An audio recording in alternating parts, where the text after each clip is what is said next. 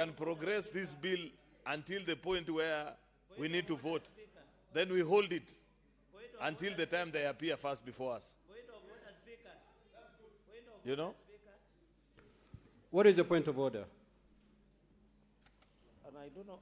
Mr. Speaker, I'm standing on standing order number 1 of the Senate standing orders. We need your guidance, Mr. Speaker.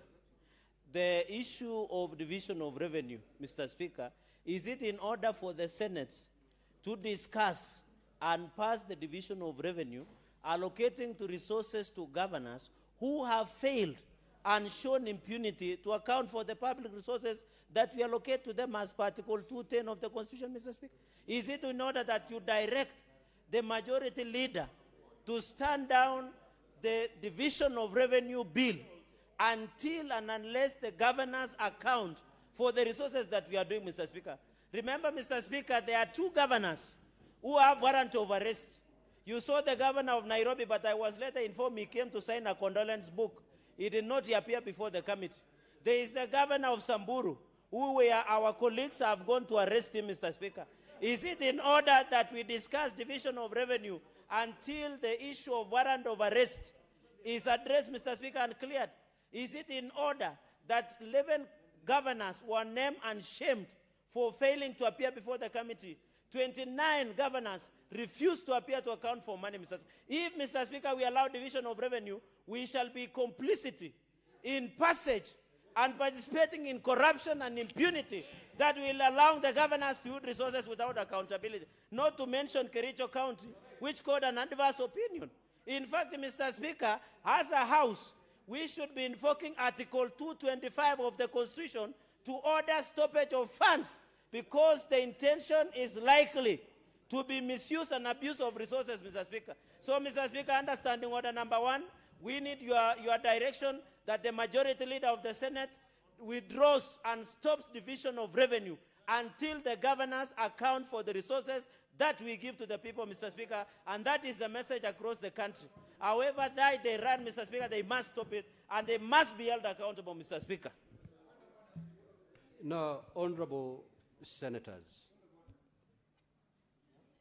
who is out of order? Because the Senator Fernandi was on his feet on a point of order. Now, Senator Fernandi, the majority leader, is quite in order to move that business. You have to understand that quite a number of governors appeared and accounted for the resources that are given to them. There are other consequences under the law for those who did not appear for purposes of accounting for the resources that were made available to them. It is those consequences that shall follow. Not debating the division of revenue is not one of the consequences for governors not accounting. So, Senate Majority Leader, you may proceed.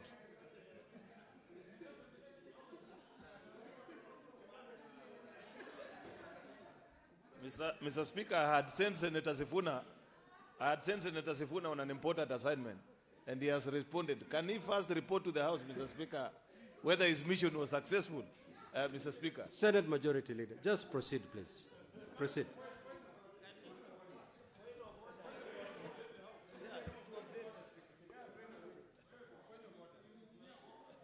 What is disorderly about the Senate Majority Leader? If it has nothing to do with the Majority Leader, then I'll overrule you.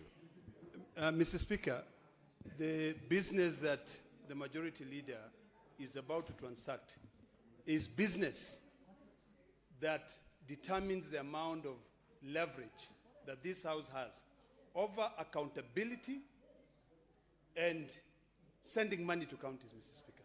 Mr. Speaker, you know very well, and I am not... What is your point of order, Senator Ledam? My point of order is that currently we have a situation in this country where the citizens expect us to be able to task these county governments to be able to account for the money that we are fighting for them to go there. If you read Article 217, Mr. Speaker, we decided that we are sending more money to counties. 219, the moment we finish this, 219 dictates that that money cannot be delayed. Why should we be continuing discussing sending money, Mr. Speaker, when those who are receiving this money cannot account for it. So, Mr. Speaker, I think it would be fair, so that we can be able to transact business effectively, that the gentleman who was sent out to be able to carry out a task reports to this House if they succeeded in their citizen's arrest or not. And the orders that you gave, Mr. Speaker, you did order the Sergeant-at-Arms to be able to escort a witness to the nearest police station. It will be in order for us to get an update of what has happened so that we can proceed well. Thank you, Mr. Speaker.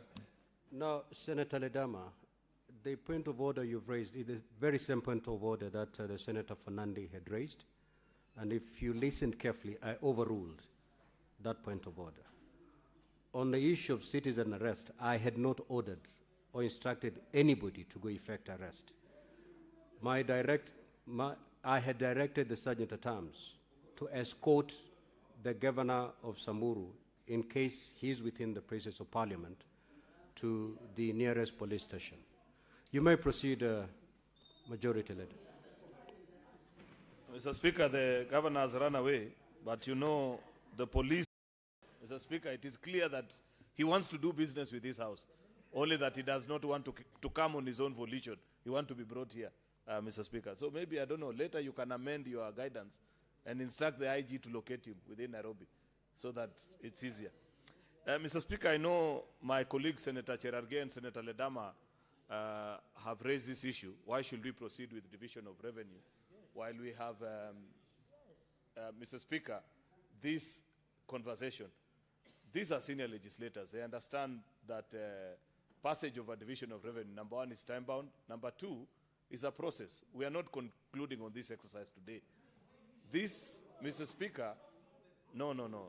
Mr. Speaker, I am not certainly convinced that we need to drop this business at this point, because, Mr. Speaker, Senate Majority Leader, I called you to proceed. Kindly proceed. Why are you debating whether to proceed or not to proceed?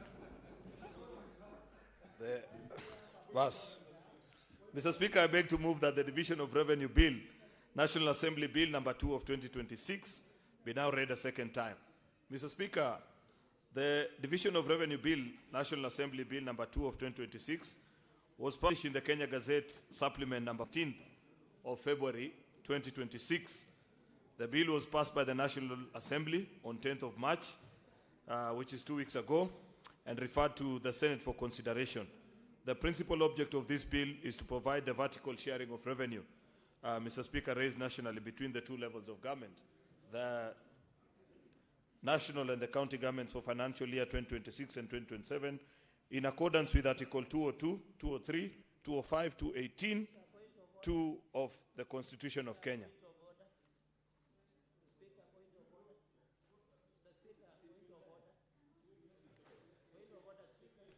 Proceed. Have you concluded? No, there's somebody shouting point of order. Order, Senator Fernandi. Is it a clarification or a point of order? It's a point of order, Speaker, just for purposes of procedure. Mr. Speaker, I raise understanding order 159 on withdrawal of bills. Standing order 159.1, either before the commencement of business or on the order of the day, for any stage of the bill being read, the senator in charge of the bill may, without notice, claim to withdraw the bill. If the Speaker is of the opinion that the claim is an abuse of the proceedings of the Speaker shall decline to allow. The bill that has been withdrawn may be subject to standing order 130, which means it can be reintroduced, and republication to be introduced again. Finally, Mr. Speaker, sir, number 159.4, if a senator in charge of a bill desires to withdraw a bill before it is introduced in the House, the senator shall in writing, of course, in comparison. My only concern under 159 on withdrawal of bills, the senator of Kericho, who is the distinguished majority leader, has the power as per this standing order to withdraw this bill of division of revenue, because what we are discussing, Mr. Speaker, sir, is under Chapter 13 on principles of public finance on accountability and transparency, under Article 10 on national values and principles of governance, under Article 174 on objects on principles of devolution, on accountability and transparency of resources, Mr. Speaker. That is sufficient constitutional provisions that suffices, Mr. Speaker, for the majority leader. I hope he would be listening through you, Mr. Speaker. The Senate majority leader, you know you are very wise and you have Solomonic wisdom. It is in the interest of this country that you withdraw this bill pronto so that the Kenyans can see we are serious on accountability and transparency, Mr. Speaker. I yield back. Majority Leader, the floor is yours.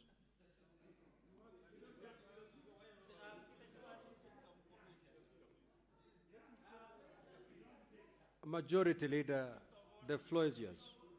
It is upon the Majority Leader. If you look at that particular standing order, you cannot force the Majority Leader to the floor.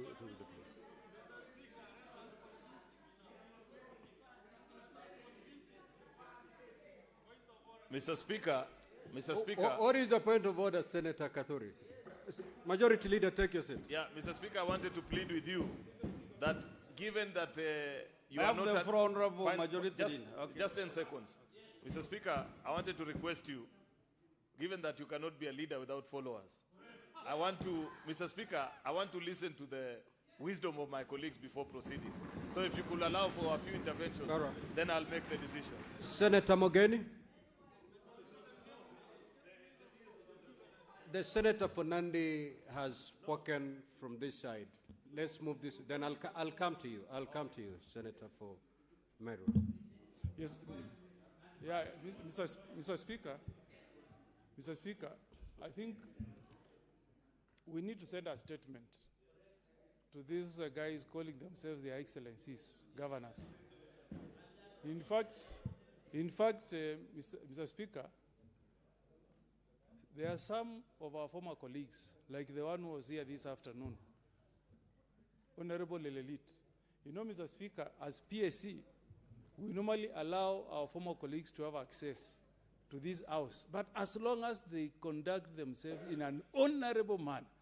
Our information that has reached me, Mr. Speaker, indicates that the moment you made a pronouncement, Mr. Speaker, Senator Lelelit has been captured running like 100-meter stag. Yeah, Governor Lelelit.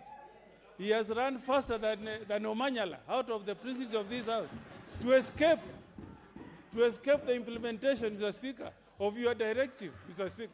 I've never seen somebody run like the way Lelelit has run from Parliament, Mr. Speaker. I think, Mr. Speaker, we must, this gives us an opportunity to sit down, Mr. Speaker, and consider whether, as a House, we should relook at our standing orders, Mr. Speaker, and give this House powers to pass a resolution to bar some of these characters from getting access to Parliament. Because it's a shame for that governor to walk to Parliament, line up media, without even the permission of the Speaker. You know what happened to former Speaker of the House of Commons, John Biko? He's the only Speaker in 200 years who was denied the power of peerage. He's not called a lord, and he does not get access to the House of Commons. People like Senator Sakaja should not come to take not photos. He frequents our bar here. We should bar him. He cannot come to take a drink in our beautiful bar here, but he cannot appear before a committee, Mr. Speaker, to answer to the audit queries that have been raised by the Auditor General. Mr. Speaker, on the issue of the bill that has been moved by the Majority Leader, we have said, President, Mr. Speaker, there are times we request for a few minutes to go and consult and reflect before we proceed with an order that is on the order paper. And the Senator knows, Senator Cheragei leader knows, that we went through that motion. Senator Cheruiyot, sorry. We went through that motion when we were discussing the fourth formula. We could adjourn for a few minutes, Mr. Speaker. We go, share among ourselves, then we come back. So I'm requesting you, Mr. Speaker, sir, that you allow the House to adjourn for a maximum of 20 minutes. We retreat as senators to consult before we transact on the business that has been moved by Majority Leader, Speaker, sir. He has just introduced the motion. Senator for Meru County. Thank you, Honorable Speaker, for this opportunity also to weigh in on this matter. which is actually a matter of national interest. Mr. Speaker, when I was following up the proceedings from 2:30 p.m., as now a citizen, I was not in this floor. But Honorable Speaker, all radios, all televisions are watching the Senate today. So, Mr. Speaker, when I approached the Senate as I was coming in, what is happening at the gate of the Senate is total shame, Mr. Speaker. Yesterday, when I was at around 4:30, when I was walking out of this Senate, Mr. Speaker, I think all the international media, all local media were just focusing. I even asked, who is this VVIP who is coming out of the Senate? All cameras were glaring at this gentleman. Then I talked to one of the journalists. He told me we are waiting for Senator Sakaja to leave the Senate. Governor Sakaja to leave the Senate, former senator. Mr. Speaker, what is happening today again? Yesterday, okay, I felt it is okay, but today again, what is at the gate of the Senate is total shame, Mr. Speaker. And if we allow all these shenanigans to continue, then the Senate of the Republic of Kenya is in total shame. How can 29 governors fail to appear to the Senate CPAC committee? How? How can this happen? And they are walking the streets, appearing before, coming to the Senate to portray that they are even stronger, they are powerful than the Senate of the Republic of Kenya. Who is this giving senators access to the Senate? These governors. When you are invited as a governor and you fail to attend the Senate sessions, and then you are given opportunity to come to offices, Mr. Speaker, this is total shame, Mr. Speaker, and I think you, with your authority, because you are our Chief Executive Officer, Mr. Speaker, we want to convince the majority leader to drop this discussion today. I'm aware, Mr. Speaker, I'm aware there are counties that did appear before the CPIC. There are governors who appeared before CPIC. There are counties that are doing well, Mr. Speaker, but because of the national interest, the governor for Meru appeared before CPIC and CPAC and attended all those sessions, and they are really trying to see how they can also, Mr. Speaker, come. I even shared with them today that the CPIC, these are the observations and the conclusions that they have done, including CPAC, they have done the same, Mr. Speaker. Some counties have complied. But for the interest of this country, I cannot allow also Meru to be given this money when Nairobi is suffering. So, or Nandi, Kericho also did not comply. It's worse. Even senators that have come before us and impeachments are still out there trying to be bullies. So, Mr. Speaker, for the interest of the Republic of Kenya, and so that also we can be seen as the Senate of the Republic of Kenya, that is truly taking care of the interests of the counties that we have. Mr. Speaker, any business that belongs to the county governments, we put it down, and then we agree or disagree. Because the governor for Nairobi, Senator Sifuna, when he walked to the media, which he brought the media to the Senate. How can the governor bring all media houses, Mr. Speaker, to the Senate? Who has given him these powers to bring media houses to the Senate? How can he come? Mr. Speaker, also I was very frustrated today when Senator Sifuna was speaking to the media, and at the back of his, I saw him, the media is the National Assembly. He is a senator. Can we have also media house for the Senate? Media center for the Senate. So that when we are also discussing issues, yeah, Madam Commissioner, can we have media house for the Senate? As we have also the media house for the National Assembly. So, Mr. Speaker, I want to convince my younger brother, Senator Cheruiyot, let us suspend even if it means suspending Senate business in totality, so that we can be able to handle these governors. We need to really, we can't massage these governors, I'm telling you, honorable senators. Let us deal with them. Where's the senator? Okomundu. Man to man, Mr. Speaker, sir. Thank you very much, sir. The minority leader.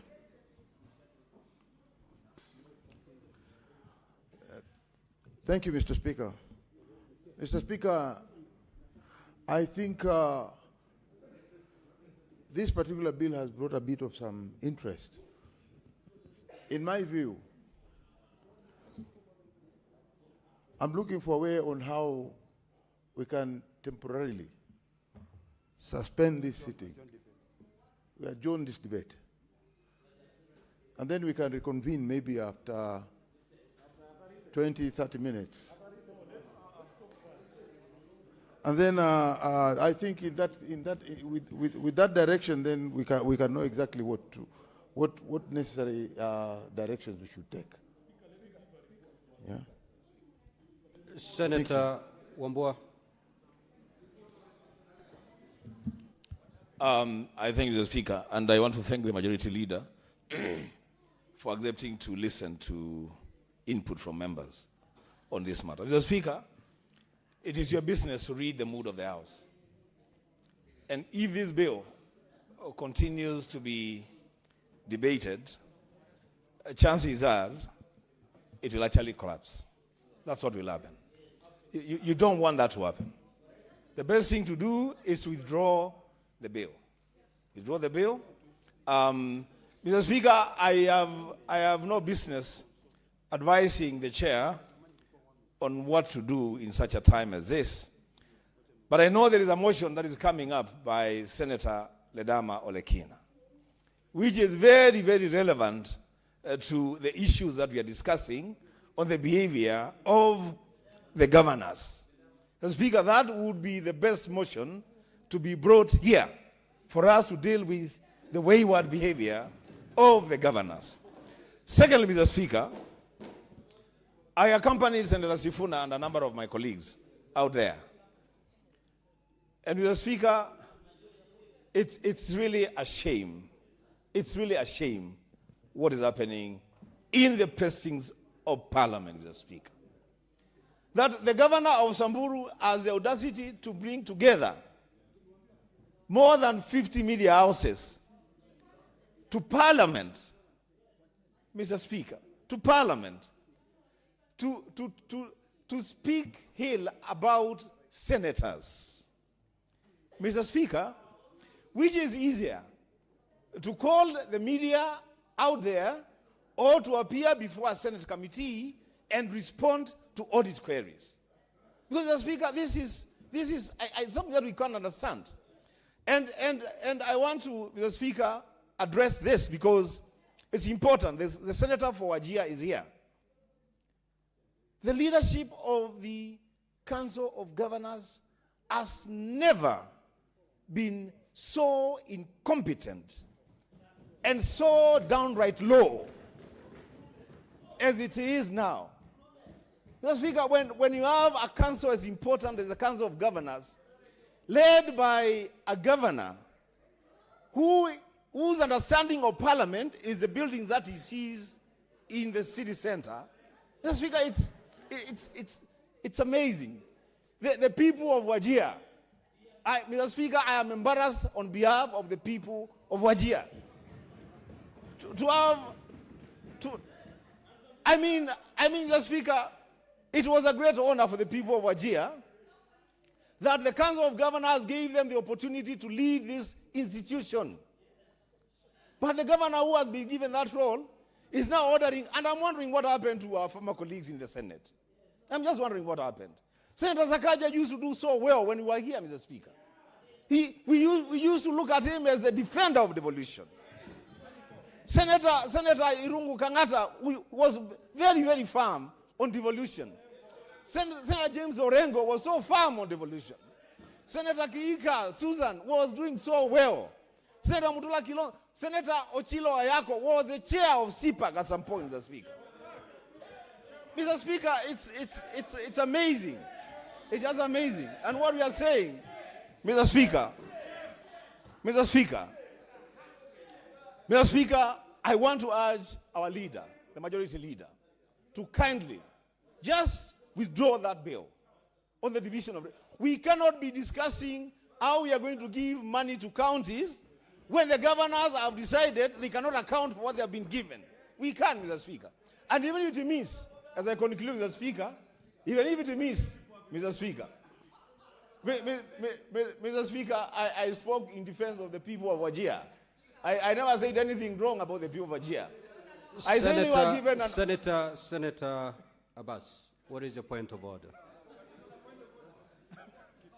It is actually so unfortunate that the senator for Kitui. Stop with that, stupid. 101, 102, whatever, 105. 105, Honorable Speaker. Hey, can you stop interrupting me? Senator Abbas, just proceed. Yes, Honorable Speaker, the governor of Wajir is actually the chairman of governors. And yeah, he's the governor of the chairman of the governors, COG chairman. And my governor, I have brought him here many times to speak and speak. He has appeared several times, Honorable Speaker. There is nothing to be ashamed of. It is if you guys have failed to commit him for his mistakes, then I have no responsibility for that. Can you conclude, Senator Wambua? Order, Honorable Mr. Speaker, for the record, Mr. Speaker, the senator of Wajir is not on trial. And the people of Wajir are not on trial. It is one individual called the governor of Wajir who has committed atrocities against this house. That is the man on trial, Mr. Speaker. Mr. Speaker, what we are saying as I conclude is that, Mr. Speaker, there cannot be an exchange between me and the Senator of Wajir. Proceed, Senator Wambua. Thank you, Mr. Speaker. Senator Abbas, kindly take your seat. Senator Abbas, take your seat. Mr. Speaker. Senator Abbas, take your seat. Senator Abbas, take your seat. Good. Conclude, Senator Mr. Speaker, Wambua. let me conclude by saying this. That, Mr. Speaker, these governors, Mr. Speaker, Mr. Speaker, the Order. governor of Wajir is being violated. Senator Abbas, I order you to leave the chamber immediately for the remainder of the day. Is this that serious? Senator Abbas, leave the chamber immediately. No, we can't behave this way. Gentlemen, we can't behave this way. We can't behave this way.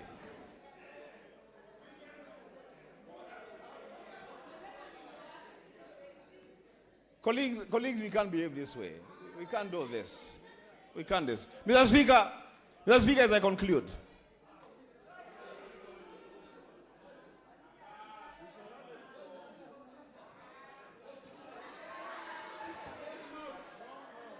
Mr. Speaker. Sergeant at Arms, kindly escort the Senator for Wajir out of the chamber.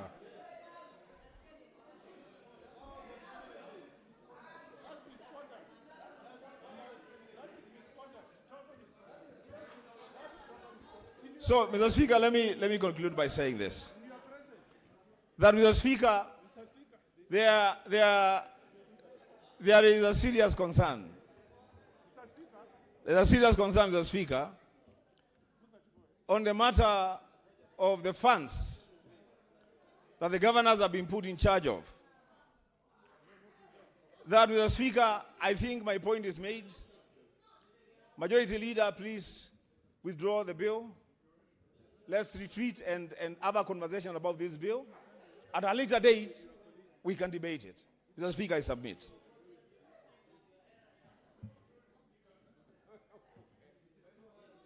For Nairobi City County.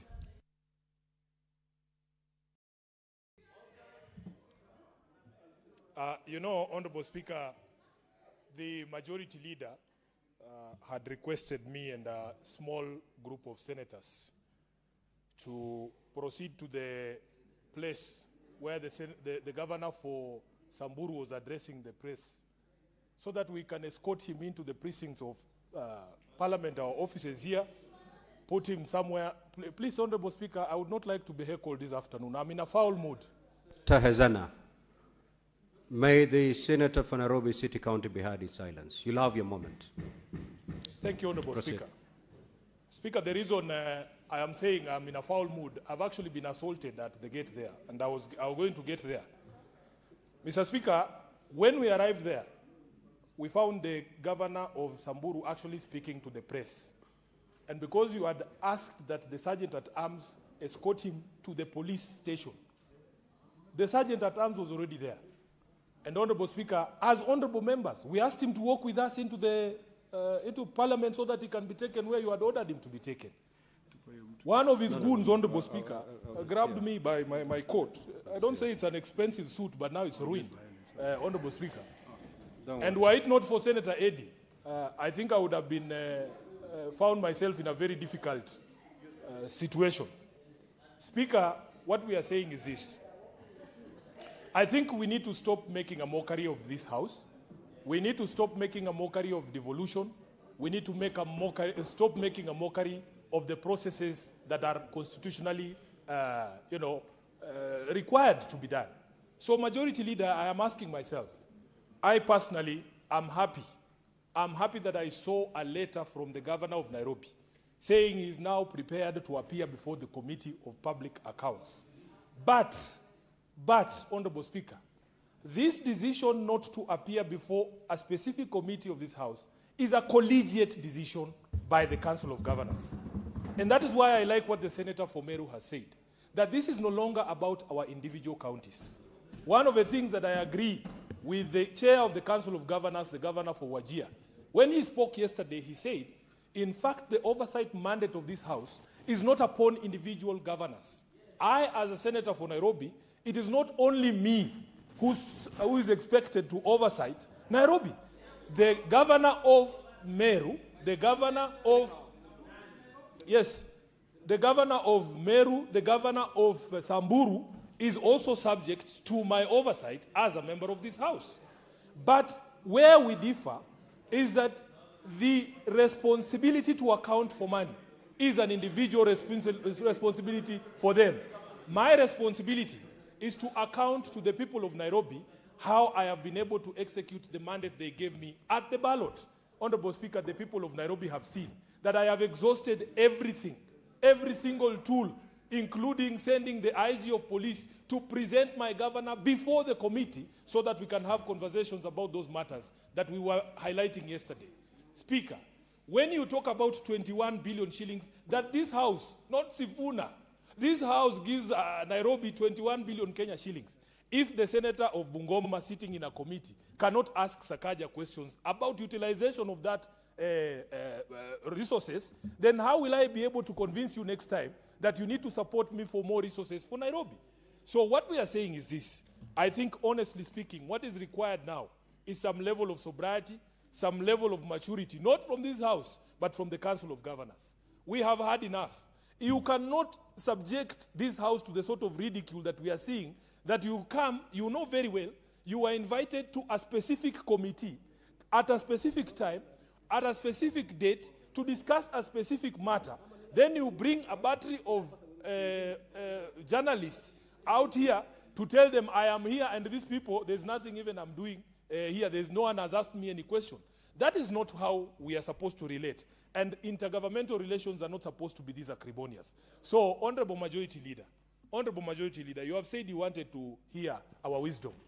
I am also saying, as the Senator of Nairobi, I am willing to say, let us drop that business of today so that we can be able to sort out all these problems. And Mr. Speaker, I just want finally to remind everyone that this House has not been intransigent in this impasse. In fact, I remember the Speaker of this House directing the Council of Governors that we are prepared to have a meeting as the leadership of this House with the leadership of the Council of Governors to iron out any concerns that they have. And the only condition was you cannot suspend a constitutional provision. All they needed to do is to attend those meetings for that week, and then we would have the meeting. But, Honorable Speaker, we cannot countenance a situation where somebody sitting somewhere can suspend a constitutional imperative. It is something we cannot do.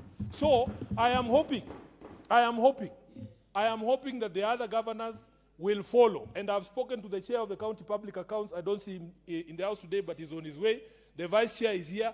We are ready to issue a schedule as soon as tomorrow for people to come and account for the monies that they have done what? They have been given as county governors. And immediately that process is going on, we can come to this house and say, now, as the leadership, if they want to sit with you, the speaker, if they don't like Sifuna's face, it's fine. This is not about Sifuna. And I have said and I've repeated here, there is no senator here who cannot do the job that Sifuna does. That's the reason why all of us were elected here. So if Sifuna's face at County Public Accounts Committee is somewhat unpleasant, we can try Senator Mundiki's face.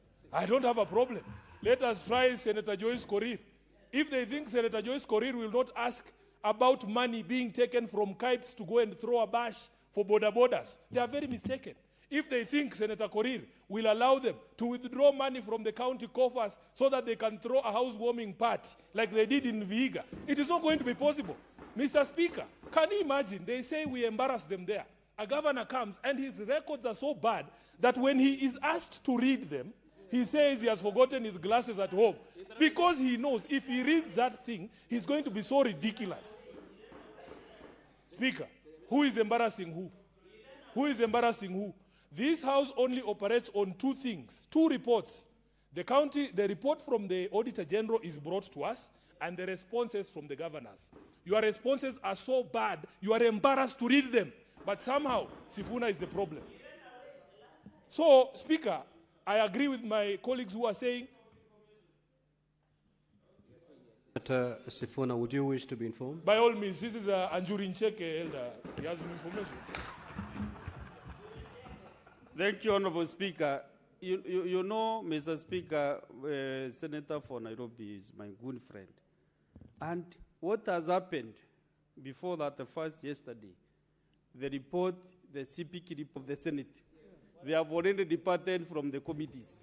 So, Mr. Speaker, what we need to do is to discuss these reports now as the Senate. As the Senate. Whatever we want to do with them, whatever we want to do with the governors,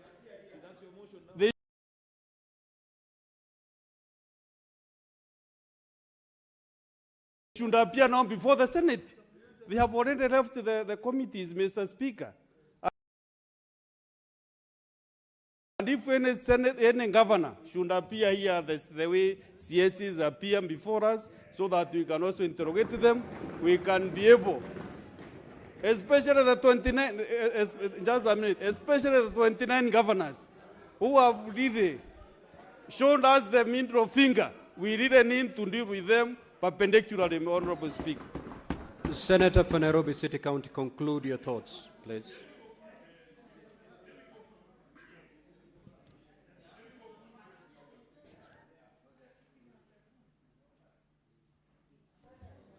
I wanted to conclude, Speaker, by saying that I agree with what the Senator of Meru is suggesting. And in fact, it will be good for the whole country.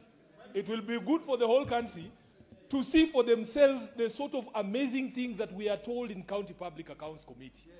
When you ask somebody to show you what they utilized money on and they tell you that they gave supplements to wild animals who are being given special food, and there's children in this country going hungry, I want them to stand there and be live on all media stations and say those things. Let us see if Sifuna is the problem. Let us see if Sifuna is the problem. So, Speaker, I want to very strongly say. Order, Senator Fernandez. I want to say, let us drop this business. We are amenable as a committee. None of this business is the property of any committee. It's the property of the House. So let us adopt the position that has been taken. But until we clear those 29, there is no single coin we are going to vote for to go to the counties. Thank you. Senator Wakoli.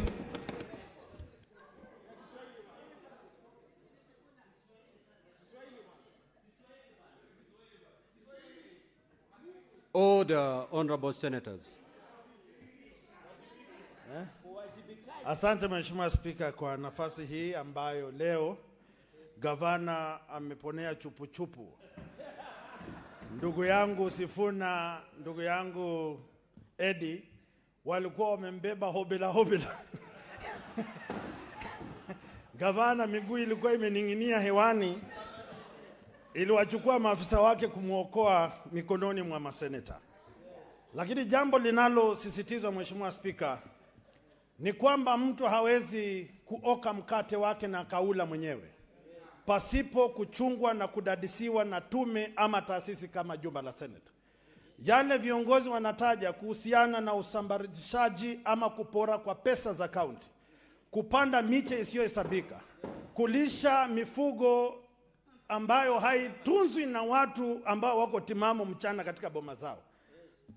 Nimeshangaa Mheshimiwa Spika, sikujua kuna kaunti ambayo inafanya kazi kama idara ya wanyama wa misitu Mheshimiwa Spika, kwamba gavana huyu anawatunza fisi, mbweha, anawalisha na anaacha watoto wa Kenya wakipaza vinyo wakipiga mea. Mheshimiwa Spika, sitakubali, na wengi wamesema, na wengi wape Mheshimiwa Spika, tusiwape shilingi, ndururu ama noti, wacha wakaukiwe kule kwenye kaunti, na Wakenya wajue tumewanyima fedha kwa sababu hawawezi kuwajibika na fedha za kaunti. Mheshimiwa Spika, wengi wamening'inia katika vazi la Mheshimiwa Rais. Mheshimiwa Rais anazindua miradi mingi katika kaunti. Hao magavana kila mahali wamenyosha vidole viwili, lakini mfukoni wamejaza pesa za Wakenya. Kile maseneta wanasema tutapekua mifuko yote, hata kama ni kuwavua nguo tuwavue, ili wabake uchi wa mnyama, ndio tujue wao ni waaminifu. Iwapo wanaweza kuja kwa malango ya Senate kwa kiburi, kedeli, madharau, Mheshimiwa Spika, hawa watu wakikutana na Wakenya usiku watawachinja peupe. Hatupaswi kuwahurumia, hatupaswi kuwapa nafasi yoyote kujidhihirisha kwa kwamba hawa ni watakatifu wakati huu mgumu wa kiuchumi. Na Mheshimiwa, kuna muasisi alisema, ukiona dikteta, ukiona mtu dhalimu, ukiona aliyekuwa mwizi anageuka na kubeba Biblia akisema njooni nyote, ufalme wa mbinguni umekuja, nitawatangulia niwafungulie njia, Mheshimiwa jipange. Wao ambao wanakuja wakisema jinsi Mheshimiwa Sifuna akisema na Mheshimiwa Seneta Kio ati kwamba ati niruhusu tu nije kama Nikodemo, Mheshimiwa Spika, tusiwakubali. Waje tu mchana jinsi wanavyopora mchana, na sisi tuwanywe mchana kwa sheria za jumba la Senate.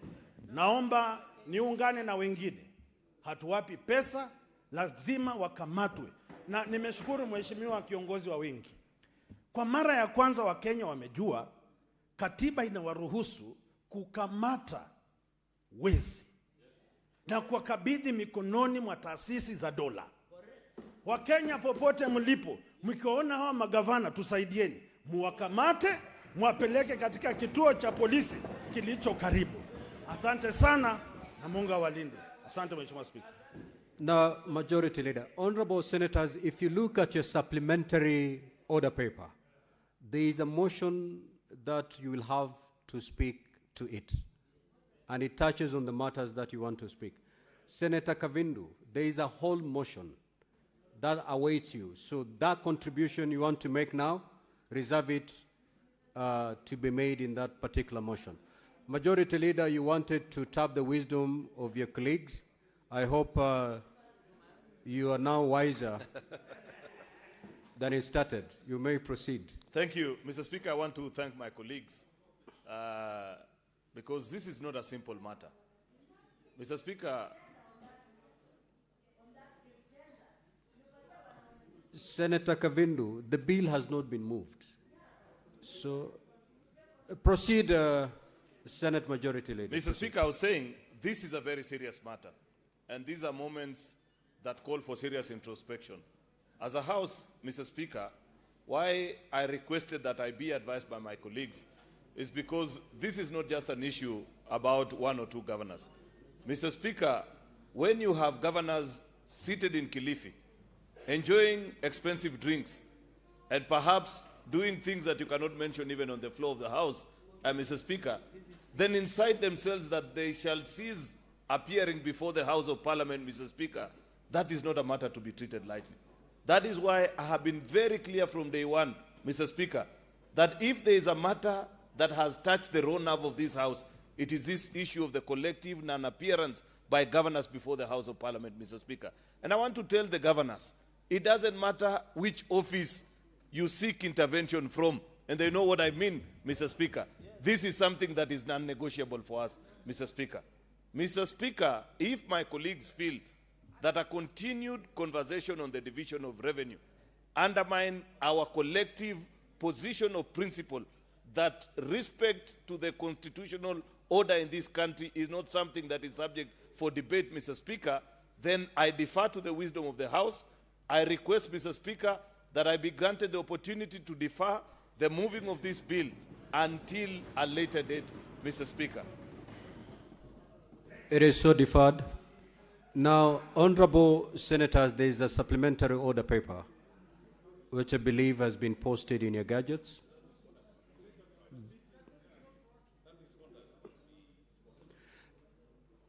The chair will make a communication in that regard. Don't worry about it.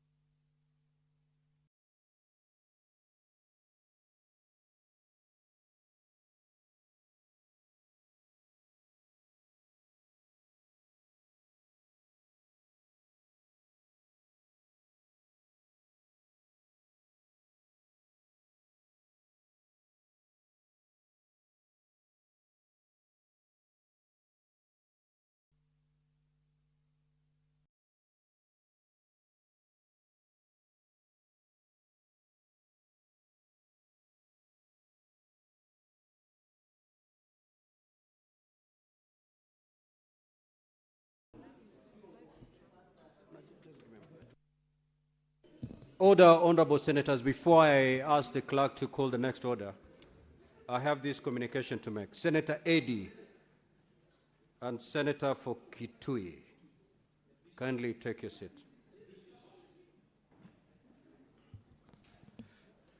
Now, Honorable Senators, as you have witnessed, the conduct of Senator for Wajir County was grossly disorderly within the meaning of Standing Order 122(1)J. In this regard, I invoke the provisions of Standing Order 122(2)A, which provides that a senator who commits an act of gross disorderly conduct on the first occasion, that senator shall be suspended from the presence of Parliament for a maximum of 3 sitting days, including the day of the suspension. The senator for Wajir is hereby suspended for 3 consecutive days, including today. Next order.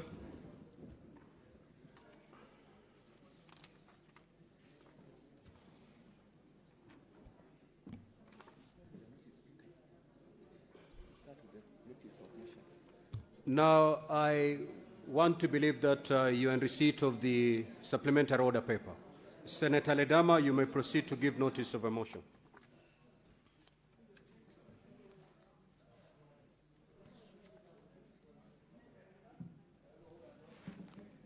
Order number 6, notices of motion.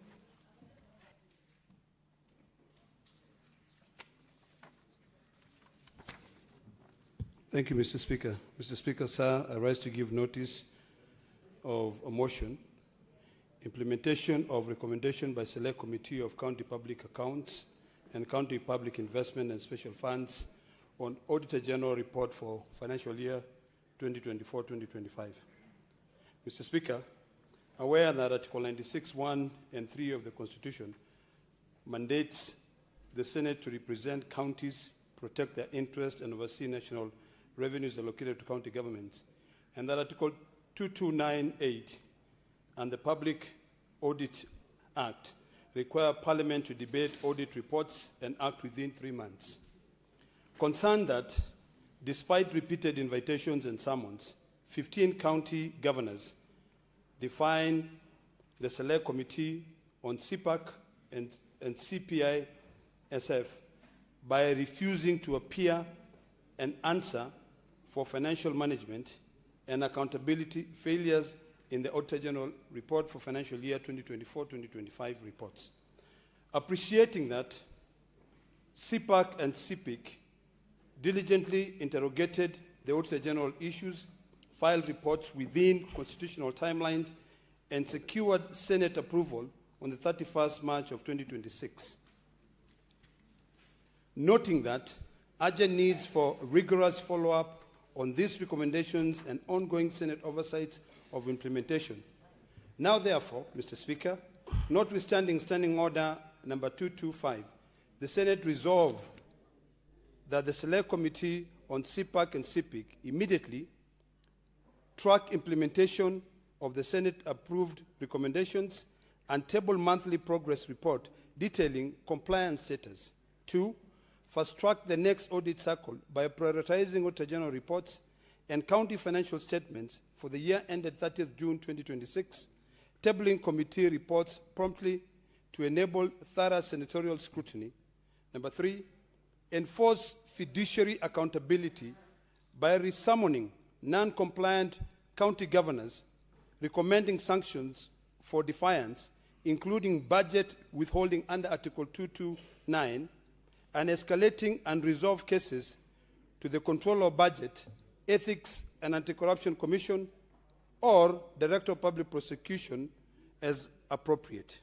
Number 4, collaborate with oversight bodies, that is the Controller of Budget, ESCC, and the DPP, to impose consequences under Chapter 6, Leadership and Integrity, for governors' failure to appear, including contempt charges, suspensions of county equitable share, personal liability for losses, and disqualification from future electoral candidacies.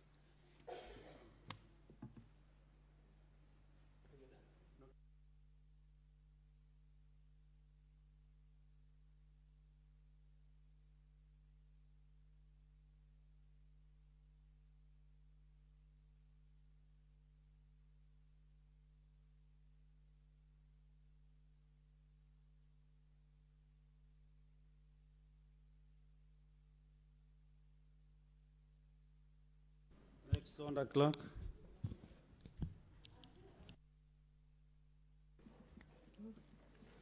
Order number 8, motion, implementation of the recommendations by select committees on county public accounts and county public investments and special funds on the Auditor General reports for the financial year 2024-2025. Senator Lenda Molekina. Thank you, Mr. Speaker.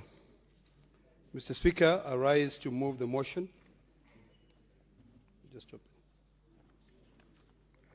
On the implementations of the recommendations by select committees of county public accounts and county public investment and special funds on Auditor General report for financial year 2024-2025.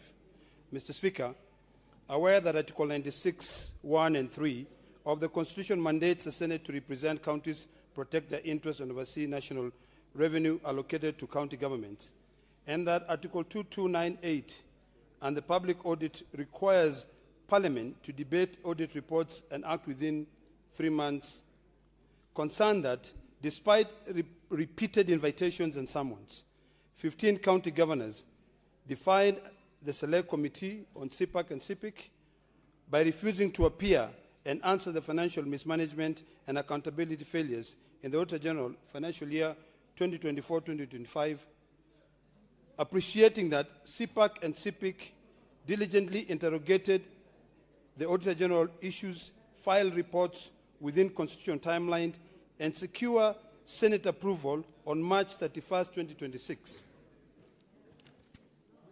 Noting the urgency or the urgent need for rigorous follow-up on this recommendation and ongoing Senate oversight of implementation.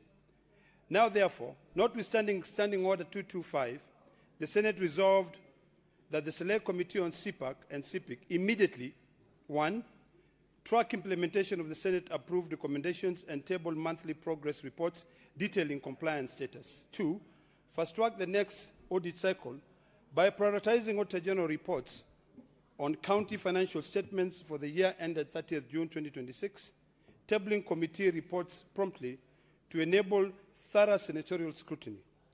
Number 3, enforcing fiduciary accountability by resummoning non-compliant county governors, immediately recommending sanctions for defiance, including budget withholding under Article 229, and escalating unresolved cases to the Control of Budget, Ethics and Anti-Corruption Commission, or the Director of Public Prosecution as appropriate. Number 4, collaborate with oversight bodies, Control of Budget, ESCC, and the DPP to impose consequences under Chapter 6, the leadership and integrity, for governors' failure to appear, including contempt charges, suspensions of county equitable share, personal liability for losses, and disqualification from future electoral candidacy. Mr. Speaker, this issue where the governors have collectively boycotted the Senate, oversight is a bizarre. Mr. Speaker, all of us are brought here by the citizens of Kenya. Kenyans expect us to be able to issues of accountability. What we have been witnessing, Mr. Speaker, sir, is arrogance and total misunderstanding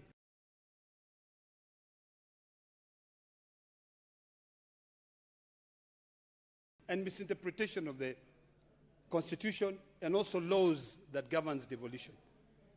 All of us here, Mr. Speaker, to be able to pass legislations that affect counties. Mr. Speaker, sir, a few minutes ago, we stopped. We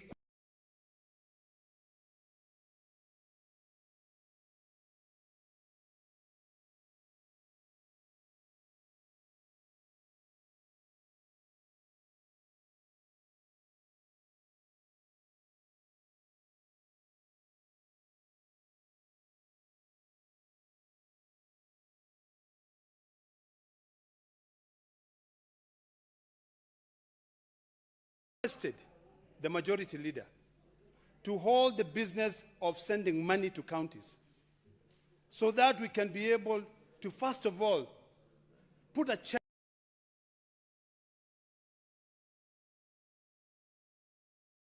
mark on the issues of accountability. Every distinguished senator who has spoken here has spoken about arrogance.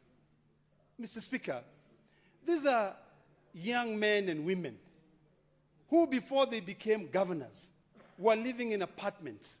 Some of them had small little huts that they called their homes. But today, Mr. Speaker, they live in manicured mansions. They drive $200,000 or $300,000 cars, mismanaging money. They traverse the entire country with helicopters. But when they are called to account for the money, they cannot. Mr. Speaker, this Senate only has this opportunity And this is the time, Mr. Speaker, that I want each one of us here to be able to remember the powers that the citizens of Kenya donated to them to be able to ensure fiduciary responsibility. When you look at the citizens of Nairobi as an example, Mr. Speaker, there are over 800,000 who sent the distinguished senator of Nairobi, Edwin Watenya Sifuna, here to represent their interests. When you look at the citizens of Narok, there are over 1.5 million who sent me here to be able to represent their interest. Nairobi, there are over 4 million, but those who elected the distinguished senator were about 800. What do we go tell these people when the one person who has been tasked with the fiduciary responsibility failed to come to account for that money?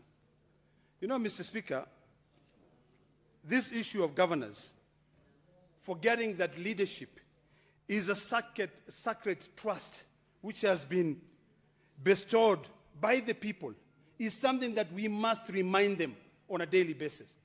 And this is the occasion for each one of us here to be able to take their public audit records, they look at their Auditor General records in the executive, look at the special funds account to see how money is being utilized in the counties. It is very sad, Mr. Speaker, that governors are traversing this great country called Kenya with helicopters. Yet our people cannot be able to get their goods from the market, from their farms to the market. And the governors do not even know that those roads those roads are dilapidated. So, Mr. Speaker, this is an opportunity. And I want to speak to my colleagues that today it doesn't matter whether we spend the night here, we burn the midnight oil, we must resolve to demand accountability from these, I don't even know whether to call them honorable anymore, 47 governors who has been tasked with a fiduciary responsibility. Mr. Speaker, one of my biggest pet peeves is that most of those governors do not even understand the Public Finance Management Act. And those people who work under them do not understand the consequences, intended and unintended, that will befall when they cannot account, Mr. Speaker. Mr. Speaker, I've listened to my colleagues who are in those committees, narrating, demonstrating clearly the embarrassment that they are faced with when they are trying to analyze the documents that are presented by these county governors. And it begs the question, is it an issue of just rewarding mediocrity and ignoring meritocracy when it comes to the issue of employment? That you decide, I'm going to employ my relative to become the CC Finance. Yet they don't even qualify to be able to hold that docket. Or is it that we don't really give a hoot in hell about this country? Mr. Speaker, today, for the sake of the future generation, I want to call upon all senators to be able to remember that the responsibility that you have been tasked with is to ensure accountability. Nothing else, Mr. Speaker. You know, there are a lot of stories that we hear. And, Mr. Speaker, I want to go on record and state here that when the governors made that statement, I did speak to the chair of COG. I spoke to him myself. And he said to me, there are so many issues that the governors were raising regarding the manner, the way they were treated. But what I deduced from my entire 30-minute conversation with my friend, the governor of Wajir, was that the issue was about respect. And in fact, I told him, my brother, smell the coffee. The moment you decide to put yourself out there to become a leader, the one thing that is required of you is to grow thick skin. If you cannot grow thick skin, you might as well just resign and go home and take care of the camels. All of us on a daily basis are insulted, Mr. Speaker. In fact, today, if you open your social media page, you will hear all manner of things that are being said. If I was to listen to that, Mr. Speaker, my blood pressure would be at 300 over 120 or 150. And I'll be sent to the morgue. But I remind myself that I am here. And the fact that I put myself out there to be scrutinized, all those insults will come. So I want us to divorce the notion that this so-called Council of Governors collectively can be able to support one individual. Mr. Speaker, when my brother Sifuna walked in, he narrated to me the way my other brother took off, you know, and I wondered what kind of a warrior my brother is to run off and take off instead of facing the consequences. Mr. Speaker, I would have stood there and faced the consequences, Mr. Speaker. You know, the challenge we have, Mr. Speaker, is the issue that we forget what, Mr. Speaker, the problem with us, Mr. Speaker, is that we forget that. No, honorable senators, Senator Olekina Ombiand in silence, total silence. This is a matter of national importance. Mr. Speaker, thank you, Mr. Speaker, for your protection. Mr. Speaker, let me not forget the point that I wanted to raise, which is a very important point. Mr. Speaker, all of us, and I hope that the 47 or 67 men and women who are sitting here will never forget that power is transient. Today you are powerful, the most powerful person on earth. Tomorrow you are not. When you are tasked with a fiduciary responsibility, the first thing you need to do is to thank your God for having put you there. Because imagine, Nairobi County as an example. There are so many other Kenyans who would have become a governor of Nairobi. But God put you there. But instead of you adhering to the fiduciary responsibility and accounting and being ready to account, you are growing bigger balls than you can ever carry. Mr. Speaker, this is one of the biggest bizarre, experience that I've experienced personally. Seeing, the way people behave. It's as if they will remain as governors forever. Mr. Speaker, this is a democracy. The moment we allowed ourselves to subscribe to the Constitution, we remember very well that we are limited. There is a statute of limitation. You can only be a governor for 10 years. It will be embarrassing, Mr. Speaker, when you retire and you go and sit down in your manicured mansion, you will not even get a single citizen visiting you. Because when you were in power, what you did was to subject them to a sentence of poverty, where when they go to their hospital, they are not drugged. They cannot even walk to the market because there are potholes. There's no vehicle that agrees to go to that road. And even the borders don't even want to go there. And even citizens themselves, when they are walking, they can barely find an escape to be able to go to the market. So, Mr. Speaker, today, what we are witnessing from, in fact, in the last 2 days, is just political theatric, which must come to an end. And this is why it is important that we remind ourselves, because all of us are here, and we are guided by the rule of law. The Constitution. I've alluded to Article 96, which gives us the mandate to oversight these counties and protect the interests of the county. Today, Mr. Speaker, this motion has been brought for us to be able to protect the interests of our counties by demanding accountability. That is issue number one. Issue number two, Mr. Speaker, I heard my good friend, the IG of police, saying to my good committee of PAC that show me, just tell me when you want me to be able to bring that governor here, and I shall bring.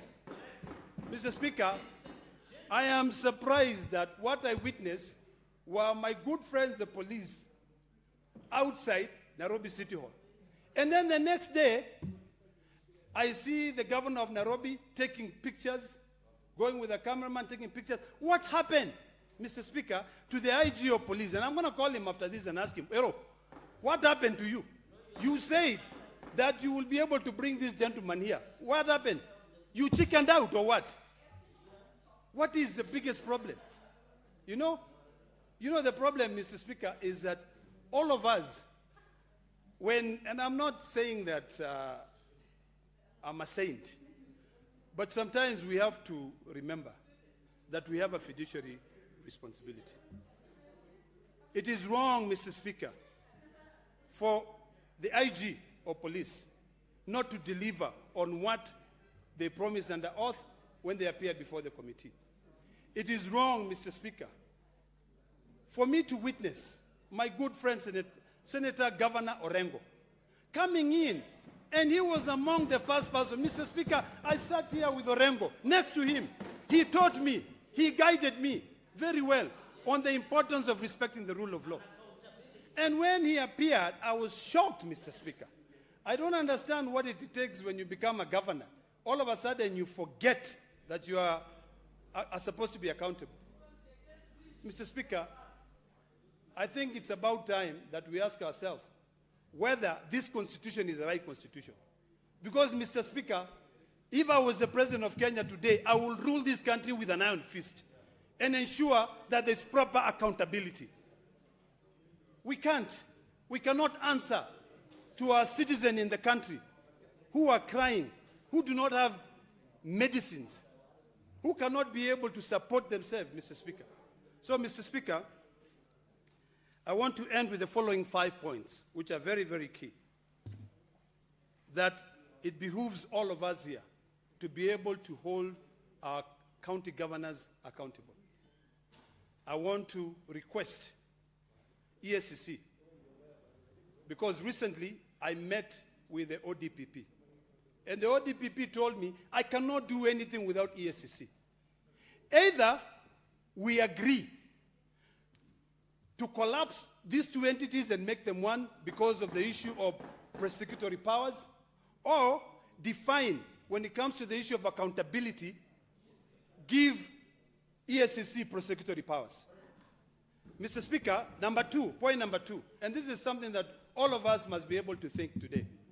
When you look at other jurisdictions, Mr. Speaker, there are so many appropriations acts. Maybe it's about time that in this country, and particularly, either we amend the Constitution so that when we are moving the budget, the Senate plays a critical role in terms of appropriations, such that we've got appropriations bills that will proceed whether there's accountability or not. This issue of collapsing all appropriation into one form of budget is what is taking us back to the dogs. Because the county knows that even though we fight so hard and say that we will stop money from going, the Constitution bars, it limits the period to 3 months. So we need to rethink the issue of Appropriations Act in this country. Number two, Mr. Speaker, we need to also think generally, because today we are about to discuss the issue of division revenue.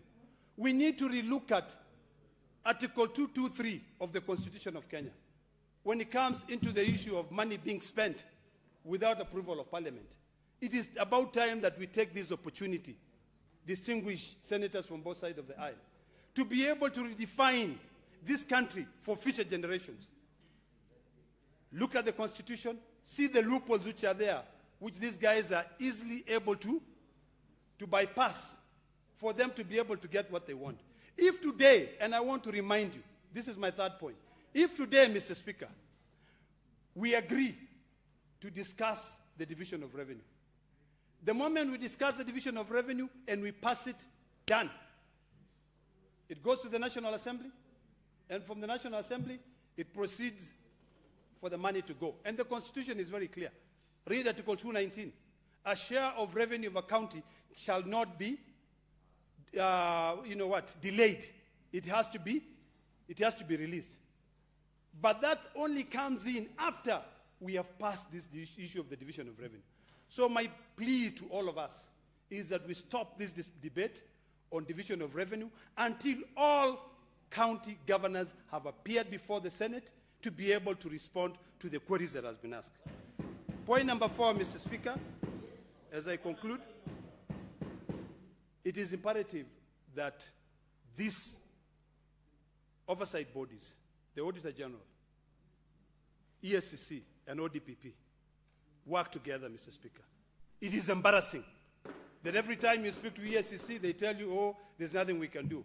Or what we are witnessing, a charade of cases being dropped from the high courts because there was the investigation was not carried out properly. This is what is encouraging this issue of corruption. Mr.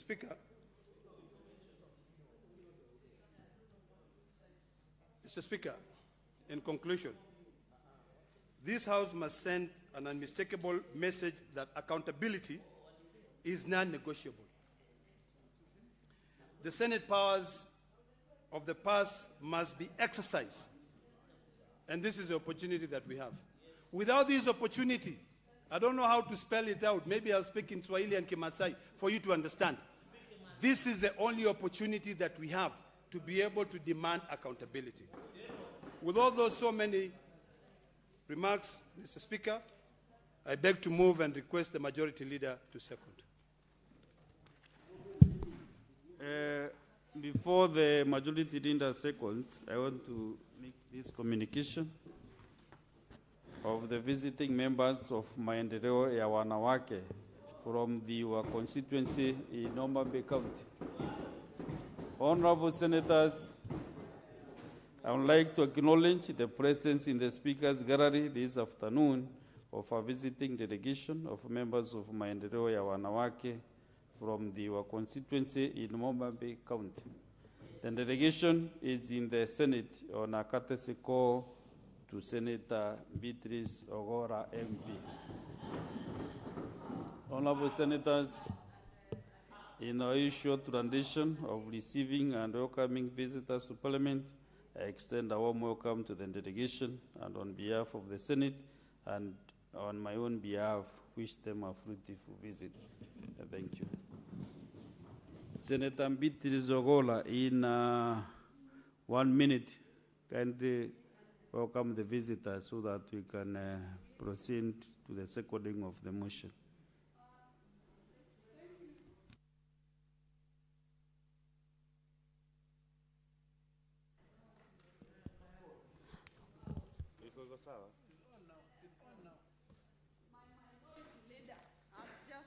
That I come forward. Thank you, Honorable Speaker, for giving the great women of Ndewa constituency of Homa Bay County the opportunity to come to the Speaker's Gallery. Honorable Speaker, the illustrious women that are here this afternoon are women of this country who believe in this country going forward. And Honorable Speaker, these are women who believe in the leadership of even this House, and that is why they have been patient here. I want to recognize that these are great leaders from my constituency, led by Councillor Dorcas Matunga, who was the chair of the County Council of Homa Bay then, before the coming of the counties. We have Councillor Dorcas Atito, we have Councillor Caroline Oguta, we have the chairperson Grace Awidi, Roslyn Ogada, Doris Obondo, Margaret Odongi, Siprosa Apopo, Millicent Anyango, Helida Otieno, and Rusula Odida. Honorable Speaker, these are women who come from all the 7 wards of my constituency. And I have a lot of relation with them, Honorable Speaker. Honorable Speaker, my late father taught me something that was very wise, that has kept me in this country going. That we must be humble at the mountaintop. That we must be strong at the valleys. In between, you have to have faith. And Honorable Speaker, the women you see today are women we have walked with in the valley, strong together. And so I celebrate them and I welcome them to the Senate. And I still believe in you, and I'm one of you, and I'm proud of you, and the Speaker equally is proud of you. Honorable Speaker, if you allow, I want also to welcome them and give a welcoming remark from my senator, Senator Moses Otieno Kajwang, who equally believes in you, and I know you believe in him. And together with Senator Moses Otieno Kajwang and the party leader, who is a member of this house, a man who believes in power, I can assure you, the great women of Ndewa, that we are still going forward to Singapore with power. Honorable Speaker, I donate 30 seconds to Senator Eddie Okech on behalf of Senator Moses Kajwang. Senator to welcome Beatrice them. Ogora. Thank you, and come again. Thank you, Honorable Senator Speaker. Beatrice Ogora. Only one thing that I can do as the chair is to recognize the chair of the delegation to stand up so that the Senate can recognize the chair of the delegation. You mentioned her name? Heading the delegation. Sorry, mention her name? Grace Awidi, who is the chair. That's good enough. Thank you very much, Chair. I also, the chair of this session believes in you. Gracious Rendes from your constituency. And I was in Diwa some years back when the daughter to Senator Kiraitu was married in Diwa. Also the member of parliament for South Mentwe represented as the Senate, as the member of parliament. Also the daughter is married in Diwa constituency. So Diwa are my in-laws, so I didn't recognize them. They know in person, so I don't want to dilute my recognition to them with the Senator Okech. So that is good enough. So let me get the majority leader to second the motion. Mr. Speaker, I didn't know the people of Diwa, your in-laws. You know, Senator Eddie has been trying to catch your attention. So I was wondering whether, if there is in-laws, Mr. Speaker, then we can allow him to talk. But, Mr. Speaker, then how can we allow a bachelor to address distinguished?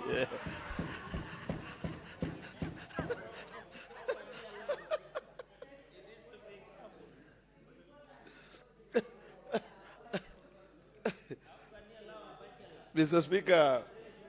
Proceed and second the motion. Thank you, Mr. Speaker. This motion has generated a lot of interest, so therefore it has really saved time. Mr. Speaker, this is a very important motion brought by my colleague, Senator Ledama, which every senator that minds the affairs of this House and values devolution should take time to speak to, but not just speak to, reflect about it and what it means for this House. Mr. Speaker, we must first begin by asking the question, how did we find ourselves here?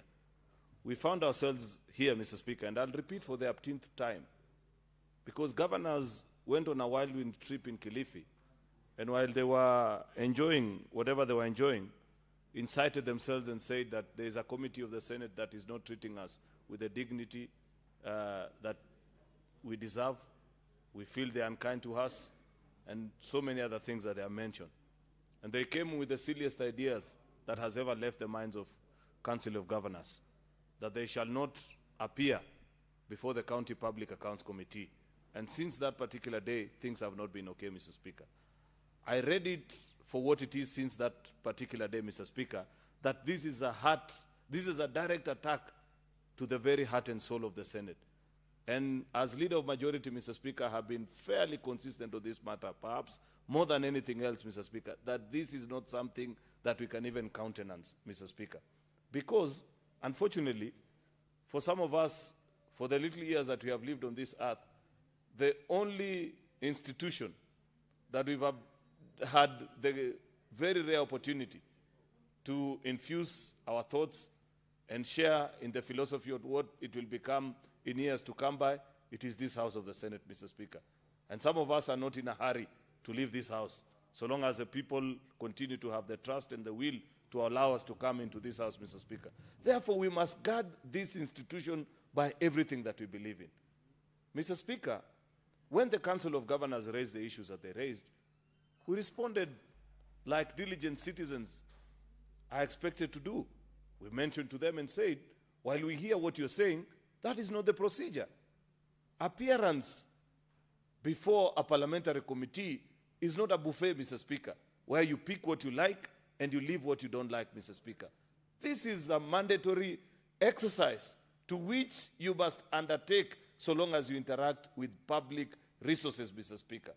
And there is sufficient backing constitutionally, Mr. Speaker, edits of law, Mr. Speaker, and even advisories from the highest courts of the land, Mr. Speaker. Because this is not the first time that we are finding ourselves here.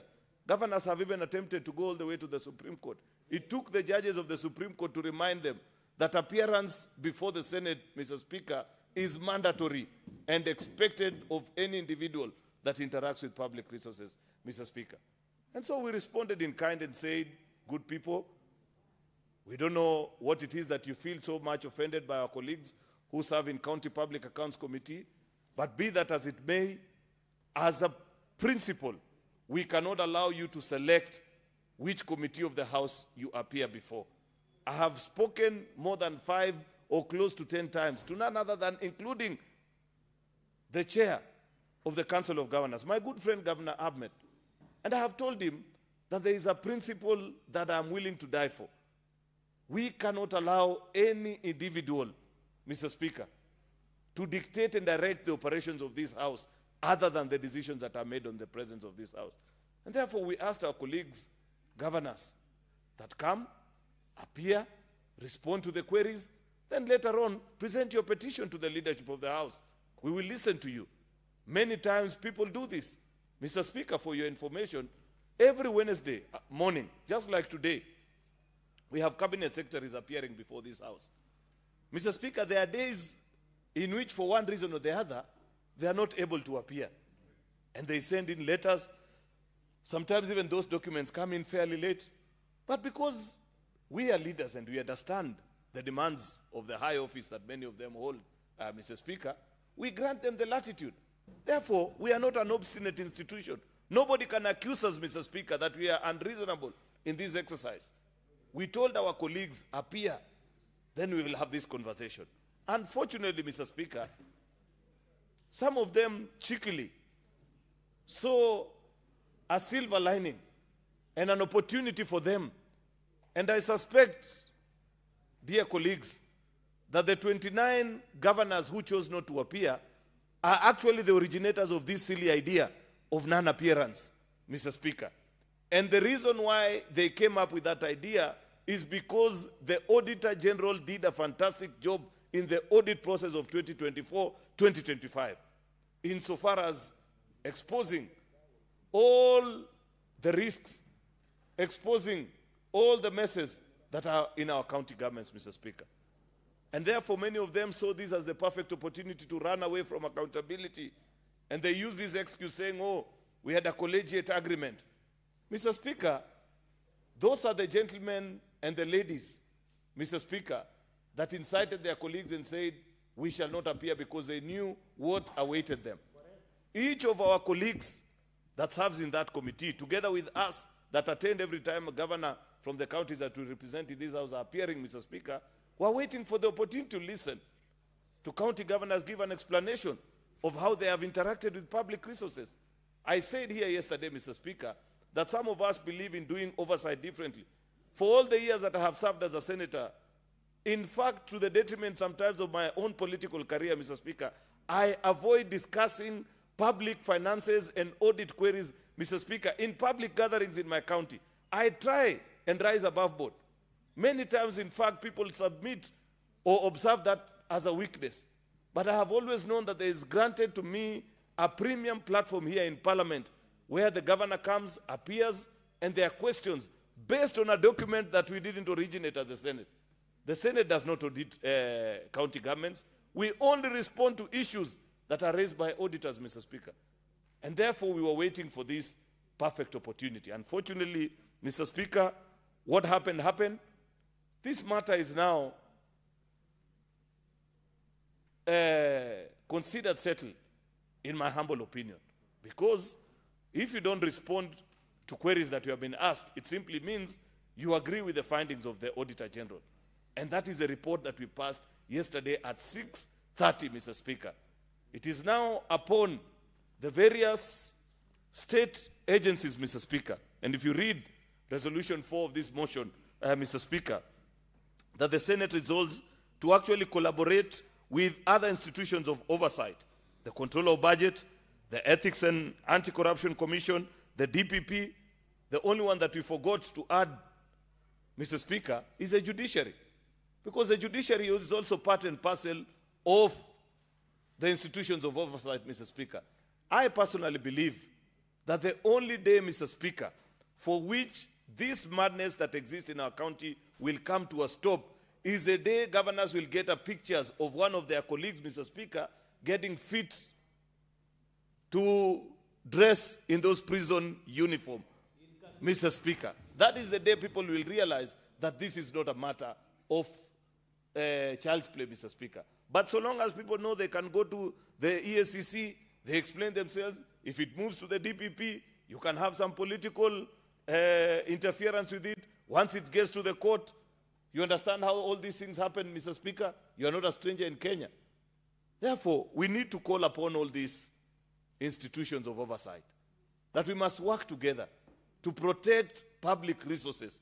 Devolution is so premium and dear to the people of Kenya, Mr. Speaker. Devolution is perhaps the only best gift that the people of Kenya gifted themselves in 60 years since independence.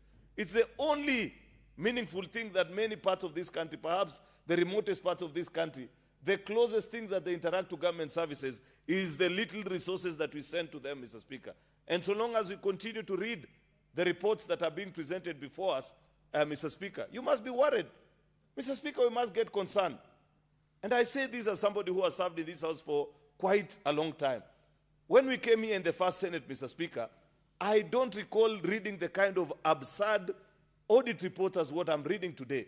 Mr. Speaker, in the first Senate, we only used to joke every afternoon, Senator Mazai will remember, about the golden fingerlings of Tharaka Nithi, where Governor Rangwa, Mr. Speaker, if you recall that particular moment, he is rumored to have bought fingerlings in somewhere, Mr. Speaker, worth millions of shillings. And when the auditors visited the county, he directed them to the river. I don't know what was the name of the river. If the senator for Tharaka Nithi was here and told them, please go and check if the fish are still there. And perhaps the non-carcinogenic wheelbarrows of Bungoma. And those remains to be the only absurd things that you'd hear during that first 5-year cycle. And when we came hard on oversight, the next phase, Mr. Speaker, you could see that governors were beginning to take shape. They were beginning to behave as expected, Mr. Speaker, of people interacting with public resources. And so many of the absurd things that you'd seen in the previous years, these are matters that we had forgotten. But to read this report that is being presented to us today, Mr. Speaker, where you're being told that there are governors that are feeding wild animals, and when auditors visiting them, they're saying go and interact and check how many kgs of meat they fed on, Mr. Speaker. That there are people hosting house parties using public resources, Mr. Speaker. That there is diversion of funds, wanton disregard, Mr. Speaker, to the provisions of public finance, Mr. Speaker. It is something that must concern us. Yet, look at how the governors are behaving when they come before these committees. That somebody can easily joke and say, I've forgotten my reading glasses. Mr. Speaker, surely we cannot allow this kind of nonsense to continue. Much as we know, Mr. Speaker, that we engage each other as leaders level, surely the kind of conduct, and these are the things that we are waiting to raise, because I believe at some point we will get that opportunity where we will sit down with the Council of Governors and they'll say these are the issues that we have. And we will also tell them that these are the very issues that we equally have with you people. Do they speak to themselves as colleagues? Do they reason together and tell each other that this is not expected of you as a county governor? In the things that when you come before the Senate, you must prepare well. You must at least know a few basic issues. I have seen governors, Mr. Speaker, who the only response that they give to their Committee of Public Accounts Committee is to turn in the chair and say, oh, ask that one, ask this one, ask the other one. Completely clueless, Mr. Speaker, on the operations in their own county. They cannot even explain, Mr. Speaker, very basic issues. Yet, they want to point fingers at Public Accounts Committee and say, oh, this and that has been done, Mr. Speaker. Therefore, that meeting we are looking forward to. And our colleagues in leadership, the governor should not imagine for any minute that the Senate is not interested in listening to their concerns. We equally have questions that we want to ask you. Even just at the very least, leader to leader level, to find out from you whether you are not equally concerned the way the rest of the country is. Therefore, Mr. Speaker, because I know so many of our colleagues want to say something on this matter, and I can see time is far much spent, I wouldn't wish to take a lot of time. I'd wish to agree with the findings of this motion, particularly on resolution number 4, on collaborating with the agencies of oversight to follow through with what we passed yesterday in the afternoon, Mr. Speaker, so that should it ever appear in the mind of any governor in future to choose not to appear before Senate, they will think twice about it, Mr. Speaker. This should serve as a lesson to the 29 governors, Mr. Speaker. You know, and we are just talking about 29 governors. I wish I had the list, Mr. Speaker, because up to now, I feel the citizens of this country are yet to appreciate. Who are these people that we are talking about, Mr. Speaker? We must laud the 16 governors who found time to appear, even with all the challenges in the county. At least they submitted themselves to the authority of Parliament and said, I know this happened, but I value this. But to the 29 fugitives, Mr. Speaker, the day of reckoning must surely come. With those many remarks, Mr. Speaker, I beg to second. Honourable Senator Ososi. So, no, freeze. You know you are a seasoned legislator. You don't need to run up and down to sit down. Honourable Senators, I propose the question that aware that Article 96(1) and 3 of the Constitution mandates the Senate to represent the counties, protect their interests, and oversee national revenue allocated to county governments, and that Article 229, Subarticle 8, and the Public Audit Act require Parliament to debate audit reports and act within 3 months. Concerned that despite repeated invitations and summons, 15 county governors defined the select committees on CPAC and CPIC by refusing to appear and answer for financial mismanagement and accountability failures in the Auditor General's financial year 2024-25 reports. Appreciating that the CPAC and the CPIC diligently interrogated the Auditor General's issues, found the reports within constitutional timelines, and secured the Senate approval on that 1st March 2026. Noting the urgent need for rigorous follow-up on these recommendations and ongoing Senate oversight of implementation. Now, therefore, notwithstanding Standing Order 2025, the Senate approves that the select committees of CPAC and CPIC immediately 1. Track implementation of the Senate-approved implementations and recommendations and the table monthly progress reports detailing compliance status. 2. Fast-track the next audit cycle by prioritizing Auditor General's reports on county financial statements for the year ending 30th June 2026, tabling committee reports promptly to enable thorough senatorial scrutiny. And 3, enforce fiduciary accountability by summoning non-compliant county governors, recommending senators sanctions for defiance, including budget withholding and Article 229, and escalating unresolved cases to the Control of Budget, Ethics and Anti-Corruption Commission on the Director of Public Prosecutions as appropriate. And 4, collaborate with oversight bodies, Control of Budget, EACC, and DPP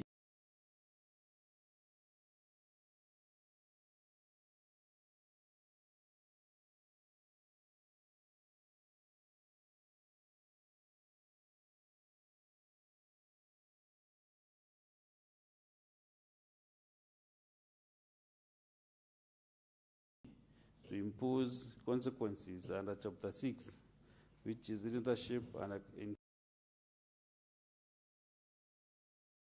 integrity for governors' failure to appear, including contempt charges, suspension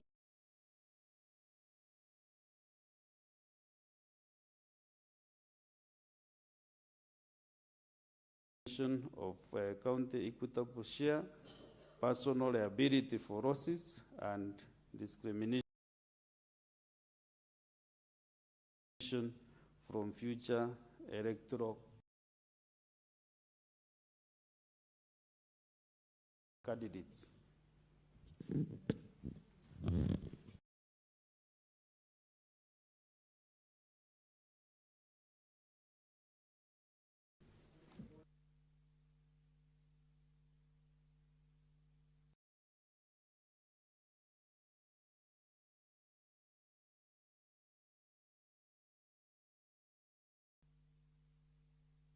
Out of order, the chair, or who is out of order?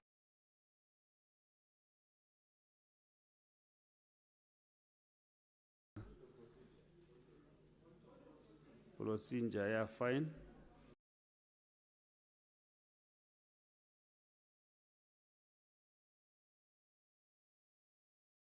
Proceed, Majority Whip. Thank you, Honorable Speaker. Standing Order 111.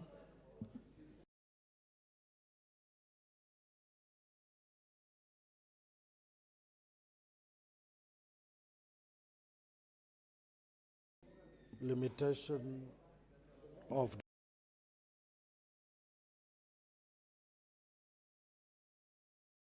debate. The Senate may, on a motion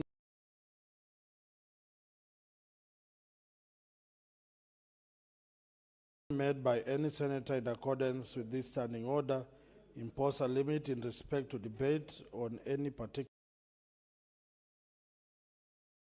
motion or bill by allowing a limited period of time for such debate, or by limiting the time during which senators may speak in such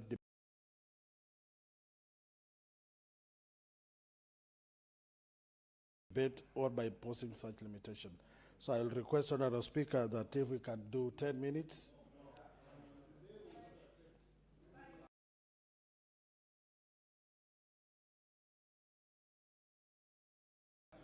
Or we can do 5, or we can do 20.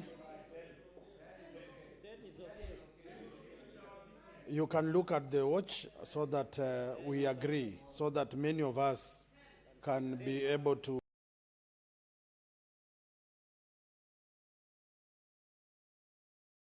ventilate. 10 is 5. Call Sifuna to second. 10.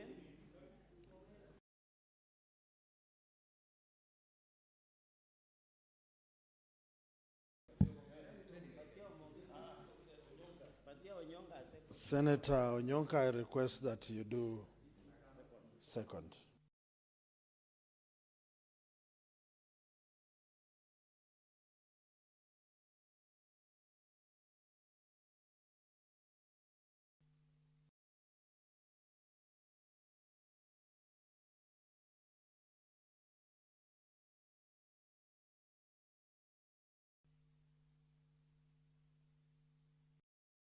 Senators, the House can only arrive at a consensus.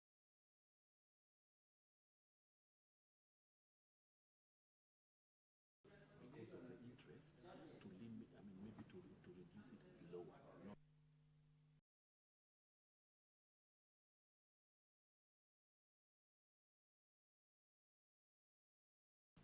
On this specific motion of this nature, sponsored by a member,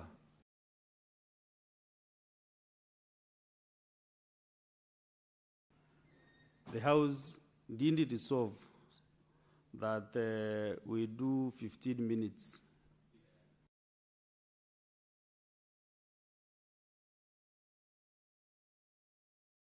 Each member.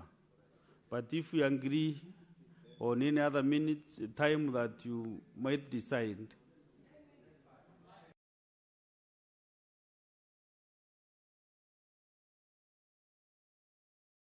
then What is the mood of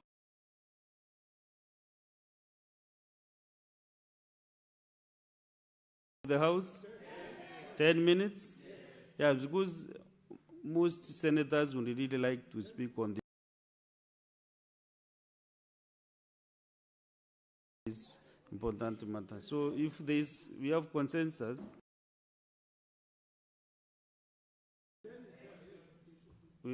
yes, Senator Sifuna? Speaker, we had also agreed that those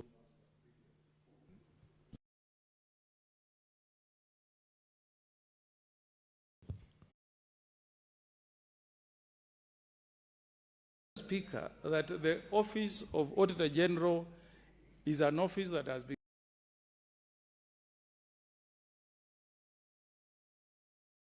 created by our Constitution, Mr. Speaker. This House is a creation of the Constitution, Mr. Speaker, and therefore all the governors that did not respond, Mr. Speaker, to the accusations that were leveled against them are guilty as charged, Mr. Speaker. For my account, for example, Mr. Speaker, the county government of Nyamira, Mr. Speaker, and I want the people of Nyamira to hear this. The governor, Mr. Speaker, collected a total of 606 million shillings for Facilities Improvement Fund, Mr. Speaker. The findings of the auditor, Mr. Speaker, are to the effect that the governor was only... senators, can you kindly consult in low tones? Mr. Speaker, the governor was only the able... Senator for Nyamira to prosecute his 10 minutes. Thank you, Mr. Speaker. The governor of Nyamira, Mr. Speaker, was only able to account for 549 million shillings, 78,722. Meaning, Mr. Speaker, from the findings of the Auditor General, the governor of Nyamira, Mr. Speaker, has stolen or misappropriated from the poor patients who went to hospitals and paid money to be treated a total of 57,528,831, Mr. Speaker. And I'm urging the people of Nyamira, Mr. Speaker, to give these governors sleepless nights. They should proceed to court and sue him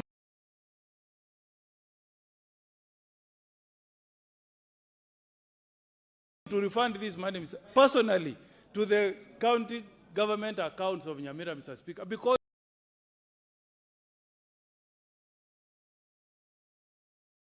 he has not offered any explanation, Mr. Speaker, to this Senate. Mr. Speaker, you will be shocked, Mr. Speaker, that the auditor has made a finding, Mr. Speaker, that the governor of Nyamira, Mr. Speaker, has paid a contractor duplicate payments, Mr. Speaker. If you read page 2 of the auditor's report, Mr. Speaker, it says, and I hope the ESCC and the DCI are listening, Mr. Speaker, that the county executive irregularly processed and authorized duplicate payments amounting to shillings 8,719,000 to the same contractor for identical scope of work that had already been paid. What better criminals do we have in our counties, Mr. Speaker, than such, Mr. Speaker? It is shocking when you go to the county government of Kitui, Mr. Speaker, that the governor has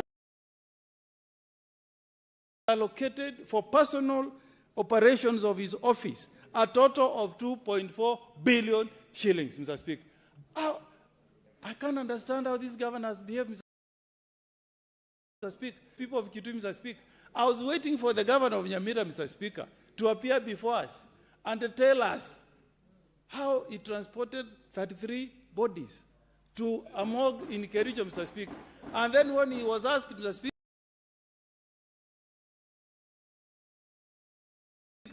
he tells the country that I only loaded 13 bodies. Then he says that he cannot understand how 20 others boarded. Since when did dead bodies start boarding a vehicle to take themselves to Kericho? Did you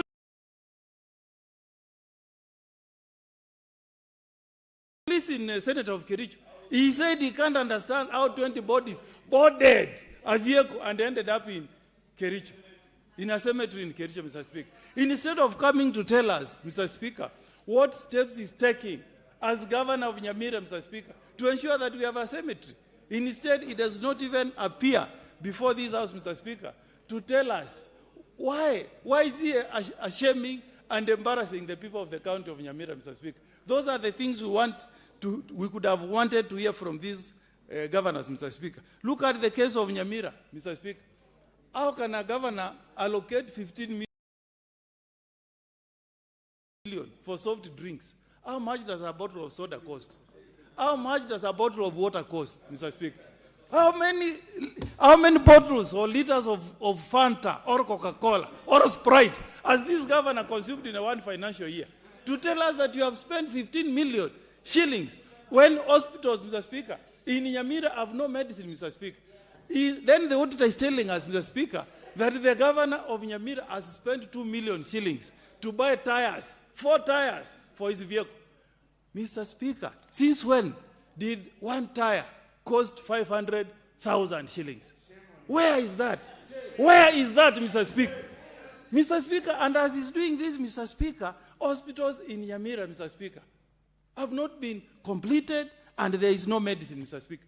You read the auditor's report, and I'm not doing politics here.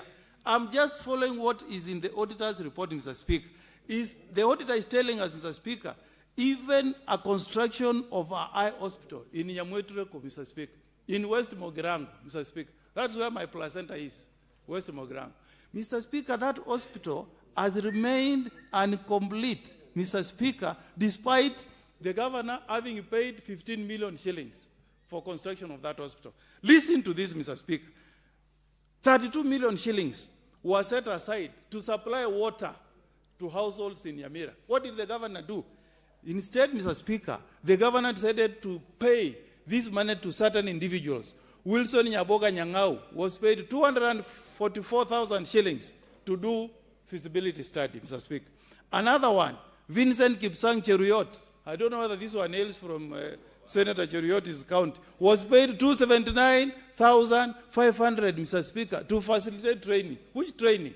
Mr. Speaker, if you read the document from the auditor, all that money, not even a coin, was used to supply water to any household. It was used, Mr. Speaker, instead for feasibility studies, facilitation of workshops. It is, what a shame to this governor, Mr. Speaker. When he appeared before the Senate, Mr. Speaker, for the first time, the only question he was asking, Mr. Speaker, Senator Sifuna just raised a statement and said, Governor, tell us, why did you pay this person called Daniel Nyakundi 860 shillings? He said, Chairman, I've become sick. Before senators, in the committee. He said, I've become sick. Since when, Mr. Speaker, if you are a sick person, do you come before senators to tell them you are sick or you should have gone to hospital, Mr. Speaker? This is just a way of evading accountability, Mr. Speaker. And I'm demanding, Mr. Speaker, next time these governors appear before us, it should be before a committee of the whole. Finally, in conclusion, Mr. Speaker, Senator, Majority Leader, we should benchmark from what happens in Australia. Parliamentary Privileges Act that was enacted by the Parliament of Australia in 1987 has given the House powers to detain any witness or any person who appears before the House for a period of 6 months, Mr. Speaker. What happened this afternoon, Mr. Speaker? Instead of the Speaker sending the Sergeant at Arms to arrest the governor for Samburu, he should just have decreed that I've ordered that you be locked up for the next 1 week, Mr. Speaker. So we must move with speed and amend the Parliamentary Privileges Act, Mr. Speaker, to put that power the way the Australian government has done. They did it in 1987 because of an experience they went through. We must also move with speed, Mr. Speaker, and do it. And finally, Mr. Speaker, anybody who is a former member of this House who shows contempt to this House, Mr. Speaker, should not have the privilege of walking to this House as and when they wish and do what Governor of Samburu attempted to do. Mr. Speaker, we should reserve the power to say, if you are in contempt of this House, Mr. Speaker, there are certain privileges you will not enjoy. I support, Mr. Speaker. Thank you. Very well, very well. Next is Senator Chalagay Samson.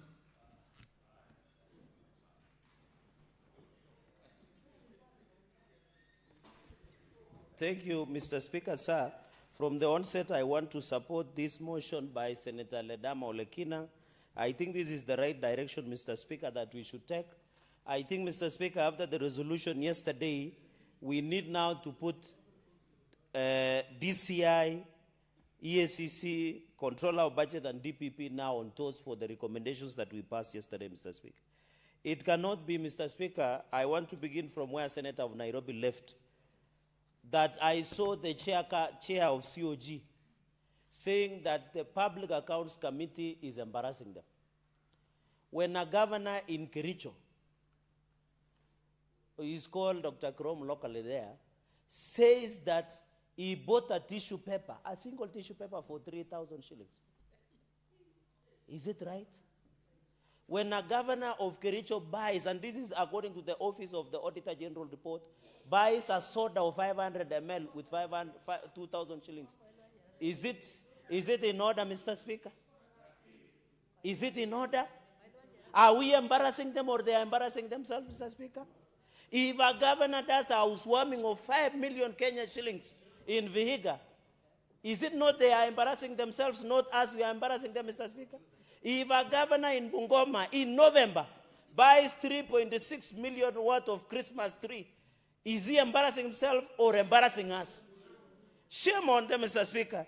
If a governor in Mandera purchases seedlings of 55 million in a dry area instead of doing water tracking, is it himself embarrassing himself or us we are embarrassing him, Mr. Speaker? Mr. Speaker, if a governor in the COG get monthly, every financial year, and that is why all the clause of the chair of COG was coming out. Are you aware, in our reporters pack, we found that every county is paying 5 million illegal subscription fees to COG, a club of blunderers, a club of gossip, a club of impunity against the law and fugitive of justice. Do you want us to celebrate them? Are we embarrassing them, Mr. Speaker? If a governor in Migori is hiring what we call sangueñas to be the cheerleaders in a function, Mr. Speaker, do you want us to celebrate? In Machakos, a young man by the name Kyoko, who is being owed by the county 19 million for supplying uniform, is lying in bed for simply demanding for justice.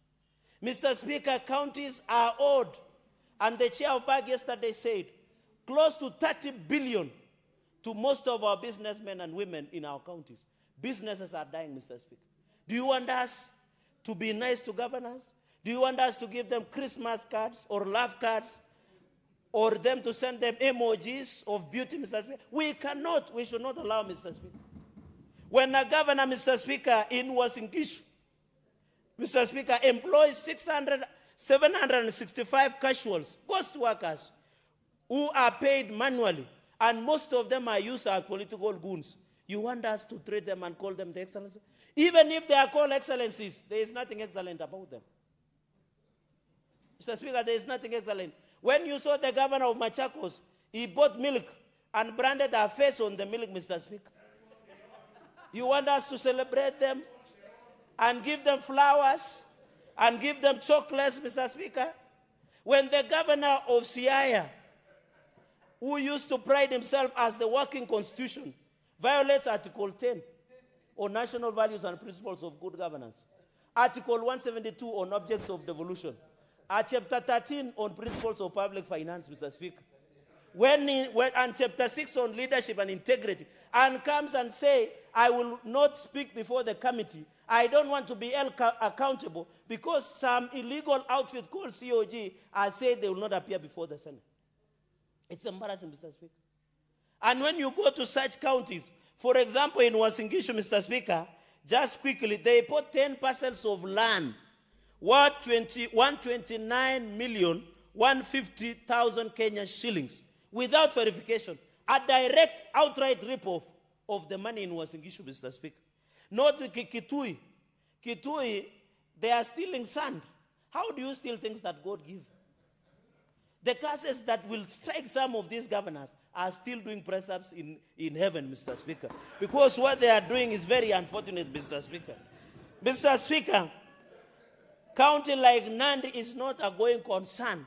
My governor decided to allocate himself 484 million for office operations. Most of those are Christian as operations, but they are used for personal escapades, chai and mandazi, Mr. Speaker, and buying gazette. Mr. Speaker, they go to Masai Mara, and I have information.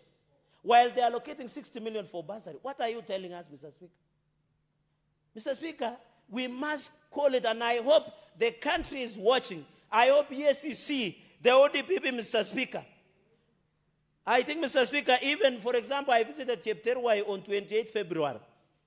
That project worth 41.5 million is stalled in Chepterwai, Masab sub-county, Mr. Speaker. Mr. Speaker, my governor decided to leave official vehicles and use car hire services of 41 million in that financial year. Why? Because the vehicles from county are marked. He wanted a car hire for personal escapades to go to 411 or some of the clubs in Eldoret and Kisumu.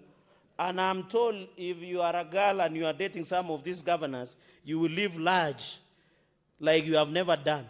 Mr. Speaker, Homa Bay, in conclusion, Mr. Speaker, Homa Bay, even young boys, I'm told, the Bentons, also, even Homa Bay, Mr. Speaker, they were to construct a county headquarters worth 500 million. But corruption and public rip-off of county pension scheme, they constructed a county headquarters worth more than 800 million. What are you telling us? While I celebrate Mama Gladys Wanga for being a good supporter of broad-based, that is not justification to steal from the public. They can never hide. And I know where they are going to hide, Mr. Speaker. Even Abdul Samad, Mr. Speaker. Even Garissa, Mr. Speaker, where 731 million was paid to ghost workers, Mr. Speaker. And I want to ask my beloved president, should these people be spotted at the gate of State House?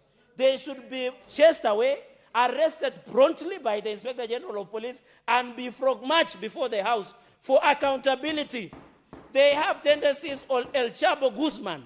You remember the story of El Chapo Guzman, Mr. Speaker? He ran away, but it was finally caught up, Mr. Speaker. I want to say, as protectors of devolution, Mr. Speaker, that we must agree as a country. Look at Elgeyo Marakwet County. They purchased semen worth 273 million bioassets. Why would you purchase semen that is free available when the cow and the bull is on it? Why are you buying semen, Mr. Speaker? 273 million, Mr. Speaker, that the governor purchased. And when I heard the projects are stalled, Mr. Speaker, this must be brought, Mr. Speaker, before the House so that we can be held accountable. Of course, the Wajir is no longer a going concern. If there is a chair of COG that is the worst since the beginning of the revolution, is the governor of Wajir, Hamed Abdullahi. Hamed Abdullahi. Mr. Speaker, I met him, and I want to confess, I asked him a question, and it is of tremendous respect. I asked him, it is not halal to eat pork, but is it halal to steal from the public? He did not answer me. He said he's in broad-based. Mr. Speaker, we must call these thieves for who they are. Whether they are in one term or two term, they are thieves. It will never change, Mr. Speaker. And we must prosecute them, Mr. Speaker. Whether they want to hide before the united opposition, whether Linda Mwananchi or in two term, Mr. Speaker, they must face justice because that is where they belong, Mr. Speaker. Nairobi Governor and Samburu, as I conclude, Mr. Speaker, their warrant of arrest is still active. I want to appeal to Inspector General of Police. Mr. Speaker, he is a fairly old man. His age is an age where he doesn't want curses. I want to ask him, we have a parliamentary police cell here. Can he submit as we go for Easter, the two governors? We deal with them on Tuesday at 8 a.m. But because Waziri wa Sheria Sifuna will not wake up early, we do it at 11. Mr. Speaker, I support this motion, and in the interest of colleagues also to contribute, I yield back the mic. I thank you, Mr. Speaker. So, honorable senators, let us hear from the other agenda. That has been a bit volatile. Senator Kavindu. Thank you, Mr. Speaker, for this time that I can contribute towards this motion. And from the word go, I support it fully 100%. Because, Mr. Speaker, the governors, what has surprised me, Mr. Speaker, is that they are summoned, they are called to come and appear to CPIC and PAC. And, Mr. Speaker, I'm surprised some of them write letters in the morning of the day they are supposed to appear and say that they are not able because they have other important issues to tend to. Mr. Speaker, and I wonder what is so special more than their counties that they are serving. Mr. Speaker, as I speak now, I have a young man by the name Sami Kioko admitted in hospital right now with a broken leg when he was going to demand for his payment at the county government of Machakos. And he was arrested by the people from Machakos, beaten, taken around until night. I was being called at 10 o'clock in the evening to be told that he's in Machakos, he's in Kangundo Hospital, and they are heading to Nairobi West. Mr. Speaker, these governors, when they are called here, they must appear and come and answer. And that is as a reason of pending bills that are there. Mr. Speaker, I wish Senator Kio can give you time to listen to what we are saying. Mr. Speaker, we are okay. This is due to pending bills. In Machakos County, we are pending bills from the first governor who was there to date for more than 5 billion. Mr. Speaker, these governors, when stalled projects, we cannot even count. There are so many, and not only Machakos, across all the 47 counties, we are pending bills, we have stalled projects, and people have died who supplied things in the government, in the county governments, because of lack of payments. Others are suffering high blood pressure, diabetes, name it, because of stress, because they took loans from banks to go and do that work from the governors. And yet, we fight for them to get money from here. And that is why I also support that we should not approve that increment of the monies that should be taken to counties until they style up and be accountable for the monies that they have already received. Mr. Speaker, it is not only the 29, I think there are more than 29 because they are from PAC and CPIC. And some of them, we write letters up to 4 times before they appear before us. Mr. Speaker, this is very wrong because we have accountability of checking and oversighting them, what they are doing with the money that we request. Mr. Speaker, if you see these governors, I don't know if your governor is like the rest of them. When they go showing what roads they have built, what projects they have done, and they never even mention senators, when the senators are the people who are bringing them the money to be able to work. And yet, they brag and you hear the Mwananchi clapping for them. And you are there, senator, sitting, you know, feeling like you have done nothing, and yet, all the money they are using, we fight for it here and we take it down to them. Before they start even introducing the projects, they should first of all recognize the senators who bring them the money to be able to work. Mr. Speaker, these governors must learn how to behave and how to deal with this Senate and even with the senators down at the ground. We look like we have done nothing, and yet the monies that they are bragging that they've done this project, they've done that project, it is us who fight for it here. And Mr. Speaker, I get so mad that when my time comes and I stand, I must tell the people the money that the governor has done the projects. When you see a project that has been done, know that your senator has done work and has done what you have called them to do. Mr. Speaker, we laugh devolution, and we will continue defending devolution. But before we do anything now to increase amounts of money to the governors, they must account for the monies that they have received already. And EACC must take their position and take, get the governors who did not appear to us, because the queries from the Auditor General, then they've agreed and accepted that it is the true record of what is there on the ground.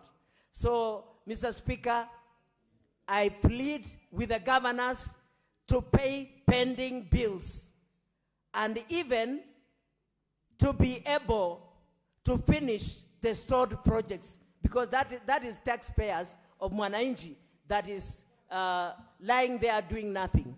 And I also plead with my governor to pay Sami Kioko the dues that is supplied for the clothes that is supplied at the county. Thank you, Mr. Speaker. Very well.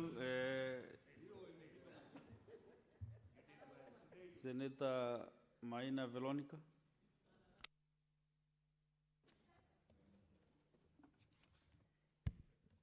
Honorable Speaker, at the very onset, I want to support this motion by Senator Ledama. Indeed, Honorable Speaker, I want to single out one of the asks that Senator Ledama has brought forth, and that is item number 4, that we must collaborate with the oversight bodies, controller of budget, EACC, and DPP to impose consequences under Chapter 6 of Leadership and Integrity, and the governor's failure to appear before the Civic Committee, Honorable Speaker, is the highest breach of our Constitution. The governors have a constitutional duty, and public trust has been bestowed upon them under Chapter 6 of the Constitution. So when they fail to observe what they are required to observe in the course of the audit cycle, which requires them to appear before the committees in Senate to account for the resources, the devolved resources to the counties, they have broken that cycle, the audit cycle, and what should automatically follow, Honorable Speaker, is that they should actually be held guilty, just like one of the senators indicated here. Because if you do not want to appear before a committee to account for devolved resources, what does that mean about you? Are you a thief? What is it that you are hiding? Why can't you come and answer queries that have arisen from audit documents? Honorable Speaker, nothing is as easy as EACC to take action against those governors and hold them accountable for those funds they have not explained to the public. And I want to request, first of all, the county assemblies to take note of the 29 governors. I mean, I am even asking myself, is it possible that in a country where there is a constitution, in a country where there is a functional parliament, that a governor chooses not to appear? Is it optional? Do they even understand the mandate? I want to ask the county assemblies to take that list of shame of all the governors who failed to appear, because it is contemptuous to the voter, it's contemptuous to Parliament, it's contemptuous to the people of Kenya, that you have received resources in billions, Honorable Speaker, and people are not blind to the fact that we have seen apartments mushrooming in estates allegedly owned, and developers being the governors themselves, Honorable Speaker. That somebody does not want to account for the resources devolved to a county, and they are the ones in charge of those resources, Honorable Speaker, cannot appear before Senate. This can only maybe possibly happen in the Republic of Kenya. Nowhere else in the whole world. It has never been heard that you are summoned by Parliament and you opt and even actually come into Parliament and hold a press conference where we have no right ourselves as members of Parliament to hold a press conference, Honorable Speaker. I want to say this. If that governor who was holding a press conference today, if no action is taken from the Speaker's seat, we need to ask ourselves whether we are exercising our mandate under Article 96. The first function of Senate is oversight over the counties. Oversight over the counties. Is it possible that Kenyans struggled so much, sweat so much to enact a constitution which devolved power from a central government, put it back to the people, and then somebody subjugates that power and chooses to run it the way they feel like, as though it's their mother's kitchen or their wife's backyard? That is out of order, Honorable Speaker. Indeed. Honorable Senators, I know this matter is very emotive, especially failure to appear before the CPAC. But let us at least be fair to... Honorable Speaker, it's not a light matter, and I do not want to portray it. At least we be fair to other members of their families.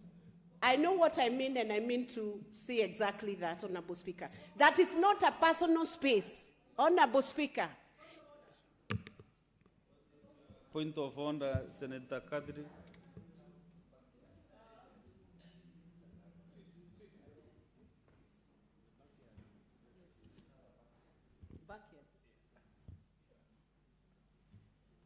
Give me the mic. You have the mic now. Honorable Speaker, I stand on a point of order on the language used by my honorable colleague. Mother's kitchen, wives, what was it? Wives' backyard. I can assure you, mothers and wives are the ones who are taking care of this country when governments are not doing their job. So it's unfair for you to even make reference to them. You might want to make a reference to the other gender, but I would want to ask that you withdraw the reference to mothers and wives, who are the people who are carrying the burden of this country as the governments sleep on the job. But no, just a minute, Senator Veronica Maina. Senator Kadri Numa, did the chair caution the member? You know the chair, of course, is managing the House, and I did caution the member that you should not trend on that manner. Maybe I'm the one who has prompted you also to think that... but then since I did the caution, I think it's fair enough that... no, since I did caution the member, I don't think now it is again important to do that. President, conclude kindly.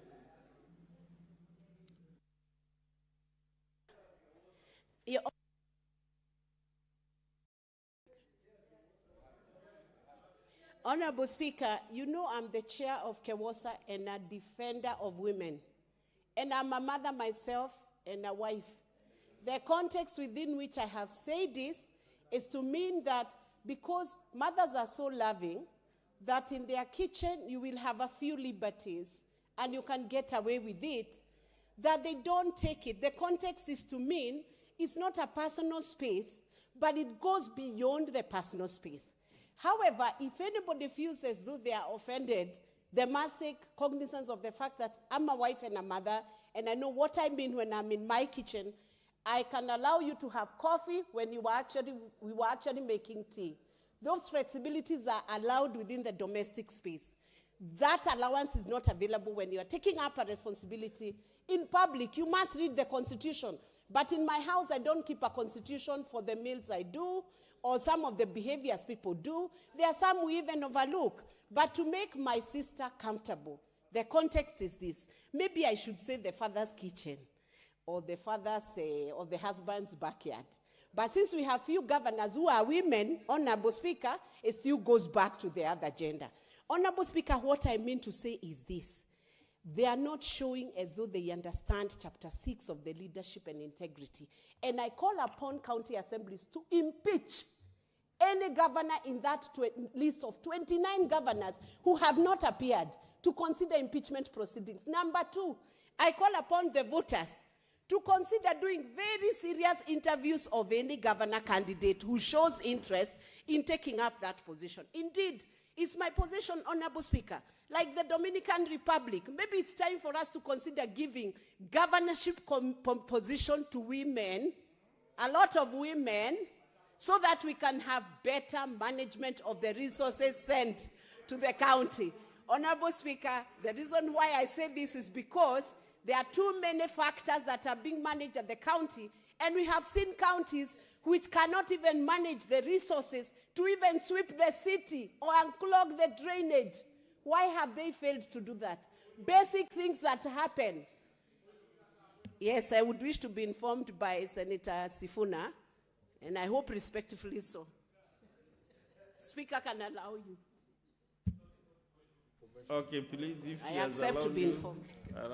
Yeah, I just wanted to inform my senior, Senator Veronica Maina, that these issues of incompetence and bad management, they know no gender, they know no political party. They cut across. I mean, that governor who moved 10 million shillings from a KIPES account to throw a bash for a border group is actually a lady governor. Yeah. So there's no gender distinction when it comes to bad manners. Honorable Speaker, I concede to that information given, especially when it is based on facts and figures. I cannot fight with it. Let every governor, whether man or woman, account for the resources that are sent to their counties. And I would urge women to behave very well when they are holding that position so that we can have a G14 or G25, moving from the G7, which was stepped down to G6, so that we can have many more women governors who can then clean up our cities and show a good example of how a city should be managed even better than the homes that they managed very effectively and very competently. Honorable Speaker, with those many remarks, I beg to support this motion and ask the governors to man up or woman up and take up the responsibility of accountability and know that the baton has been pressed by the president. Tomorrow there is a conference coming up, Honorable Speaker, and it's about transparency and accountability. The nation is moving on. It's time to account for the resources that come into our hands as leaders. Thank you, Speaker. Honorable Senators, you know Kenyans are asking themselves, who are these 29? No. Who are these 29? Who are the 13 who didn't comply? Who are these senators? You know, it depends on where you are listening from. So you should not be ashamed even to read the list. You know, the chair does not participate in debates, but this one, I'm a bit compromised on this one. Senator Ososi. Thank you, Mr. Speaker. Mr. Speaker, let me start by commending the Minority Whip for this very good motion and very timely. Mr. Speaker, as I support this motion, let me say that I have contacted the Secretariat to try and amend this motion so that instead of these governors appearing before the two committees, as members alluded earlier, they appear before the whole House. And I don't know, a way must be found out. I'm being told that the standing orders do not allow that. But a committee of the whole House is a committee of Parliament, is a committee of Senate. So I would, if you allow me, Mr. Speaker, we do an amendment so that they appear before us the same way they appear before us when we are conducting impeachment. We want all of them to be lined up here so that we can ask them questions one by one. That way, I think the impact will be felt wider and across than them appearing before the committee, because I'm sure if you send them to the committee, they will start bringing the same issues that they are brought, that they cannot appear before the two committees. So if they cannot appear before the two committees, let them appear before the whole House, so that we see how we test their allegation that they have been bribing members of this committee. Let them come and tell us how they have been bribing members of the committee, and can they bribe the entire House, Mr. Speaker? So, Mr. Speaker, if you allow me, I want to bring that amendment so that we say that they will appear before the committee of the whole. Additionally, Mr. Speaker, I want to say that it is very boring. Senator Ososi, before I leave the chair, Yes. Because you have requested me to agree with you. I Yes. agree with you totally. Because Okay. we spend Now- 6 hours with the CSs, and then we don't summon any governor to appear before this house. We need to amend the standing orders. Yeah. I would convince the speaker who chairs that committee and myself as vice chair, we must amend those standing orders to Very allow well. governors to appear. Even we can step down all the CSs and allow governors to be appearing before this Senate. Yes. So I think that punishment would be more effective than them appearing before the committee, because they will start playing the usual games, postponing their appearance or even rejecting to appear. So I think we need to think about that. Mr. Speaker, I was saying that it is very boring, and I want to reveal to this House, it is very boring chairing the two committees, because it looks like a ritual. Every year the same issues and nothing is being done. Same queries, nothing is being done. And Mr. Speaker, even as we say that we are going to ask them to come and tell us the implementation of our recommendation, I want to say that if you look at the report of PAC and PIC, you realize that 90% of the recommendation are to EACC. To take act, to investigate and take action. But EACC has slept on the job, Mr. Speaker. If you look at the report for last year and even the other year, no feedback from EACC. So even as we talk about governors appearing before us, let us also find a way of making EACC accountable to this House. Because it's very painful, Mr. Speaker, that governors just come, they appear before us as a ritual, they leave, we do reports, nothing is being done, and then the following year comes, and 5 years is gone. Mr. Speaker, if I may give experiences of my committee, water companies, this is a conduit for corruption and stealing. They have deliberately allowed this company not to operate efficiently. These companies are just avenues of stealing money from the county. They pump money into these companies saying, oh, they want to help them pay salaries, they want to help them pay electricity bill, and then they find a way of going to collect that money again. These companies sell water, and most of that water is not accounted for, Madam Speaker, because most of that water is non-revenue water, because there are a lot of companies selling water in our counties. We went to Bomet last year, and it is very surprising that in Bomet, the water company is actually insolvent. The water company is insolvent, but the staff are there working. They are looking very healthy. They look like people who make money, and there are a lot of water companies selling water here and there, Madam Speaker. Madam Speaker, something has to be done. If you look at hospitals in our counties, Madam Speaker, they are barely functional, Madam Speaker. It is sad that we were told Busia County, imagine a referral hospital that is even thinking of being upgraded to a level 6, has no ambulance. And they appeared before PAC, and PAC gave them a timeline to buy an ambulance by November. They came to CPIC the other day, and they have not bought the ambulance, Madam Speaker. They have a small mortuary with so many bodies, a capacity of 12 bodies, but now the bodies which are there are more than 30.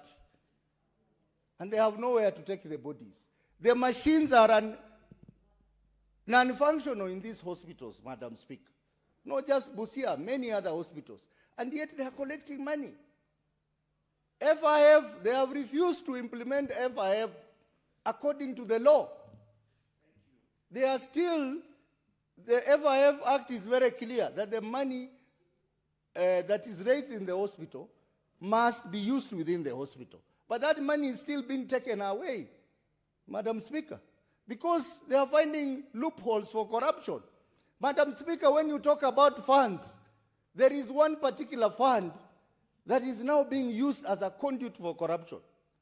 The empowerment funds, the Women Empowerment Fund, the Youth Fund, Enterprise Fund, all these funds are criminal enterprises, Madam Speaker.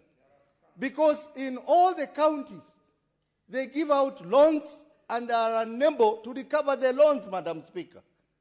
And they come before us and they complain, they say how difficult it is to recover the money.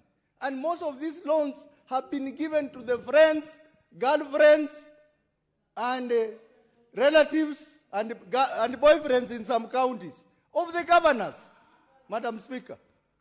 If you look at our report, look at the amount of unrecoverability of loans, you will be surprised. It's running into billions of shillings, Madam Speaker.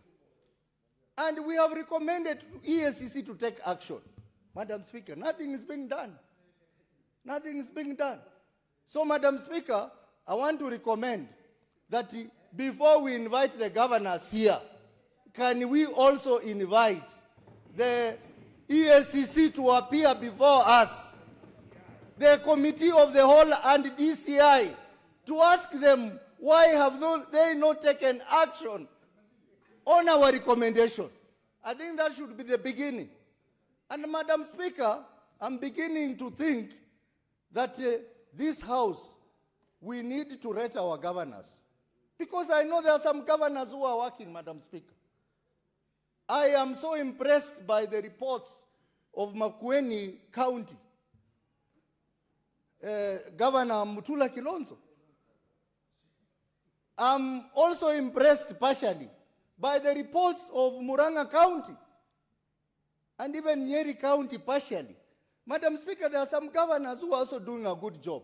Let us have a way of rating these governors so that we don't leave this task to some funny guys outside there, where governors pay money and they are rated. You hear someone is the best governor. And when you go on the ground, there is nothing. This House should also conduct the rating so that every year, let us have a list of shame, Madam Speaker. And Madam Speaker, as I conclude, EACC is protecting governors. The other institution that is protecting governors, Madam Speaker, is the presidency. Because government... Time up, time up. We have many senators on the line. Senator Dangwa, please. Oh. Thank you very much, Madam Speaker.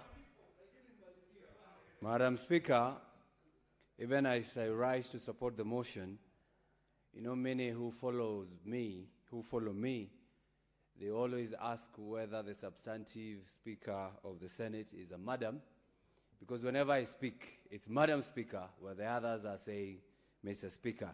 But I tell them I think I find favor. So you should thank me Yes, for giving you I an thank you. opportunity to speak. I thank you, Madam Speaker. Madam Speaker, I think I will pick it up from where Senator Osotsi, my former chair, when I was a member of CIPIC, and to say that all counties have failed, and it looks normal, Madam Speaker, because all of them, according to this report, they all got a qualified opinion. And when you hear qualified opinion, sometimes it looks like a nice word, Madam Speaker, but that means there are errors, there are gaps, and there is no compliance, Madam Speaker. So whenever a county gets a qualified opinion, it means they never gave the documents that were required to substantiate or to explain the expenditures that they had, Madam Speaker. Madam Speaker, 32 billion in pending bills, 115 debt when it comes to pensions, Madam Speaker. That is what the governors are doing at this moment. And when you hear a governor is invited to this Senate and cannot honor the summons, Madam Speaker, then it begs the question, are we truthless as a House?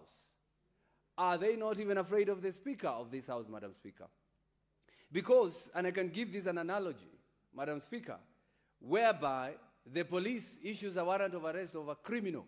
They even give a wanted, they issue a wanted post or poster. But the police do not arrest that criminal. But in the evening, the same criminal goes to the IG or to the head of that police department and have tea in his police station and is not arrested, Madam Speaker. Madam Speaker, who is taking this house as does not understand what you're supposed to be doing here, Madam Speaker. Madam Speaker, today, the governor of Samburu, yesterday was the governor of Nairobi. They come to this Senate and they hold a press conference, Madam Speaker, and say, you see, we are here. We presented ourselves. The Senate did not do anything. So they should stop telling us that we are running away. But Madam Speaker, when the Senate has come to you to tell you now, come in, we are here, then you run away.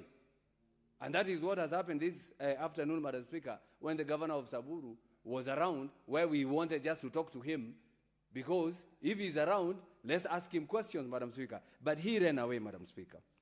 Madam Speakers, counties are not failing accidentally. They are doing so systematically, Madam Speaker. Because they are planning to do this, Madam Speaker. And when they plan to do this, they believe the Senate is not or does not have the teeth to bite, Madam Speaker. Madam Speaker, let me give you an example. Because even if we are looking at the auditor's report, we are somehow in that group of a mortician, Madam Speaker. Because we have to wait for the Auditor General to do the work. Then we have to look into that issue. Then we have to ask questions that the Auditor General probably had asked and never got the answers, Madam Speaker. Today, as we speak, there is this report by the county, by the COB, Control of Budget. The County Government Budget Implementation Review Report for the last half year, Madam Speaker. That is most current, Madam Speaker. But do you know what? We have to wait for the Auditor General to come and ask those questions. So those questions that I'm supposed to be asking today, Madam Speaker, I'll have to wait till 2027 probably. And by sheer luck, or whatever, Madam Speaker, I become the governor of Kiambu in 2027.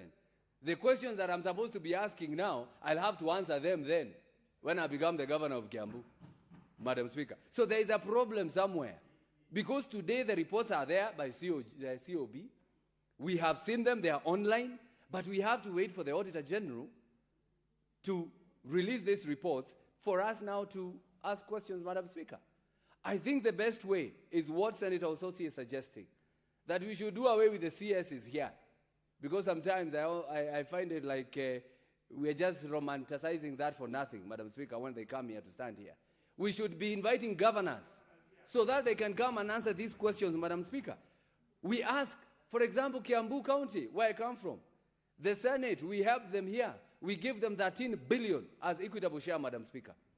But when we give them 13 billion, they do a budget of 26 billion. Madam Speaker, they say they are going to raise 10 billion as own source revenue, Madam Speaker.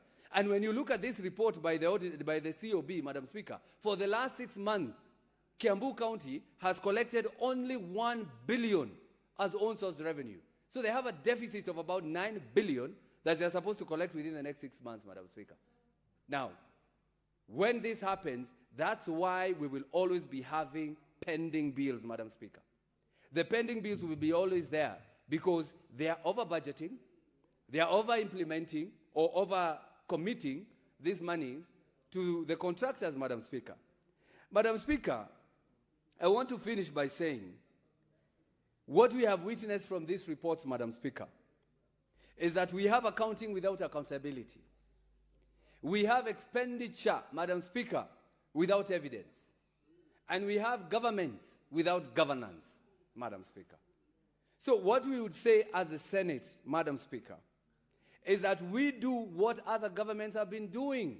And it happened in the UK Parliament in 2021 when the Parliament summoned somebody by the name Dominic Cummings, an advisor of the then Prime Minister, Boris Johnson. And when he refused to appear before the committee, and he was just a mere advisor, Madam Speaker, they did what we are supposed to be doing now, Madam Speaker, by providing sanctions, by even making non-appearance to the Senate to be an impeachable offense, Madam Speaker. Because if you cannot appear to the committee, you cannot appear to the Senate, you are obstructing unlawful oversight, Madam Speaker. And that is obstruction of duty. And if you obstruct even a police officer, it's an offense. So it would be an offense to obstruct the Senate, Madam Speaker. As easy as that. And it is a violation of constitutional accountability. And if it is a violation of Constitution, Article 181 of our Constitution gives it as a ground enough to impeach someone, Madam Speaker. So we should be giving governors some red cards. When they come here and we give them, they take to their counties, so that now the MCAs can pick up from there and say, if you did not appear to the Senate, then that means you have violated the Constitution. That means this is an impeachable ground, and so we remove you. And then they come here, Madam Speaker, and they will meet us now. That will be, their final a visit to the Senate, because if you do not appear to the Senate when we invite you to account, then when you are brought here, we should not even give you an ear. We should just send you home where the MCAs would want you to be, Madam Speaker. So, Madam Speaker, I stand here to support this motion, and especially the last sentence of that motion that says, and I read it, Mr. Speaker, we should disqualify them from future electoral candidacies. Madam Speaker. So if we find a governor is not appearing to the Senate, then why are you running again to be a governor? To do what, Madam Speaker? Because you cannot account to what you are spending. You cannot account to your deeds, Madam Speaker, in that county. So I support this motion, and thank you very much, Madam Speaker, and I will always be here when you are there, Madam Speaker, so that I get that opportunity. Thank you. Thank you, Senator Thangwa. Senator Munyihaji Faki. And if you are well-minded, Senator Faki, you can use less minutes than your allocation so that others can speak. Thank you. Mheshimiwa Speaker, sijui kwa nini umenichagua mimi kuongea kwa uchache zaidi kuliko wengine, lakini nitajaribu, Mheshimiwa Speaker. Kwanza, Mheshimiwa Speaker, ni mpongeze Senator Olekina kutoka gatuzi la Narok kwa kuweza kuleta mswada huu. Mheshimiwa Speaker, ni kweli kwamba maazimio mengi ambayo yanafanywa na bunge hili yanaachiwa taasisi zingine ambazo inafaa kuyasimamia na kuyatekeleza. Lakini tumeona kwamba kwa muda mrefu maazimio yao hayajafuatiliwa. Kwa mfano, Mheshimiwa Speaker, kulipotokea janga la Solai, kamati ya bunge hili ilifanya kazi kubwa kwa wale ambao walikuwa katika bunge hili wakati ule. Lakini baadaye ikawa hakuna jambo lolote la kutekeleza.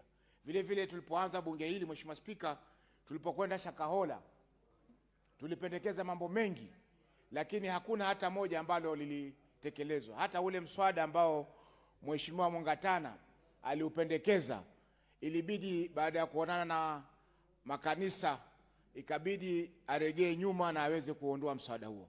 Kwa hiyo, Mheshimiwa Speaker, huu mswada utasaidia pakubwa kuleta usawa na uwajibikaji kwa zile taasisi nyingine za kiserikali kama vile ofisi ya ODPP, anti-corruption, na vile vile taasisi nyingine ambazo zinahusika na masuala haya. Mheshimiwa Speaker, swala la kupuuzwa kwa ripoti za auditor ama mhasibu mkuu wa serikali ni jambo la kawaida kwa magavana wetu. Kila mwaka, kwa mfano kule kwetu Mombasa, kila mwaka Mombasa Municipal Stadium ilikuwa iko katika ripoti, na kila mwaka tumeelezwa sababu tofauti kwa nini haijatekelezwa. Lakini ukiangalia, kuna pesa zimetumika labda milioni 100, milioni 80 za kulipa watu ambao zilikuwa pesa zile zinastahili kufanywa kazi nyingine. Kwa hiyo, Mheshimiwa Speaker, watu wengi wanasema kwamba kufa kwa wengi ni harusi, na hapa wale magavana ambao wamehusika na utepetevu huu wa kukataa kupuuza maamuzi ya kamati ni 29, Mheshimiwa Speaker. Na nipe fursa hii, Mheshimiwa Speaker, kabla ya kukaa niweze kuwataja wale magavana wahusika ili kila mtu ajue tunazungumzia nani. Mheshimiwa Speaker, tutaanza na kaunti 001 ambayo ni kaunti ya Mombasa.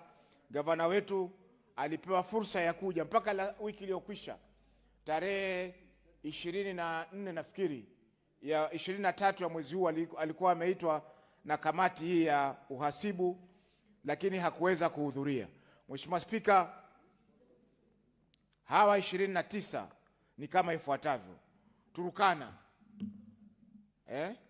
Turukana, gatuzi la Turukana, Tana River, Makueni. Na Mheshimiwa Spika, Makueni tunasikitika sana kwamba Mheshimiwa ama Gavana Mutula Kilonzo Junior alikuwako ni senator kwa mihula miwili na alikaa hapa kama kiranja wa wachache katika bunge hilo kwa muda mrefu. Kwa hiyo ni masikitiko Mheshimiwa Spika kwamba amevaa joho jingine na anapuuza maamuzi ya bunge hili. Tharaka Nithi, Nandi, Siaya, Muranga pia Mheshimiwa Spika, Mheshimiwa Irungu Kang'ata alikuwa pia anakaa pale anapokaa Mheshimiwa Wakoli. Alikuwa pia ni kiranja wa wengi katika bunge la Senate lilokwisha. Mheshimiwa Spika, Seneta Nakuru alikuwa naibu wa kiongozi wa wengi pia katika bunge lililokwisha Mheshimiwa Spika. Seneta Samburu, Marsabit, Nairobi, kiti cha Gavana Sakaja ni kile ambacho kiko karibu na anachokaa Mheshimiwa Alan Chesang. Mheshimiwa Homa Bay, huyu pia alikuwa ni mwenyekiti katika ile National Assembly, bunge la kitaifa, alikuwa mwenyekiti wa kamati ya fedha kwa hata fulani. Mheshimiwa Spika, Wajir County ndiye mwenyewe kabisa, yule ndio kubwa kabisa wale ambao wanapuuza maamuzi ya bunge hili.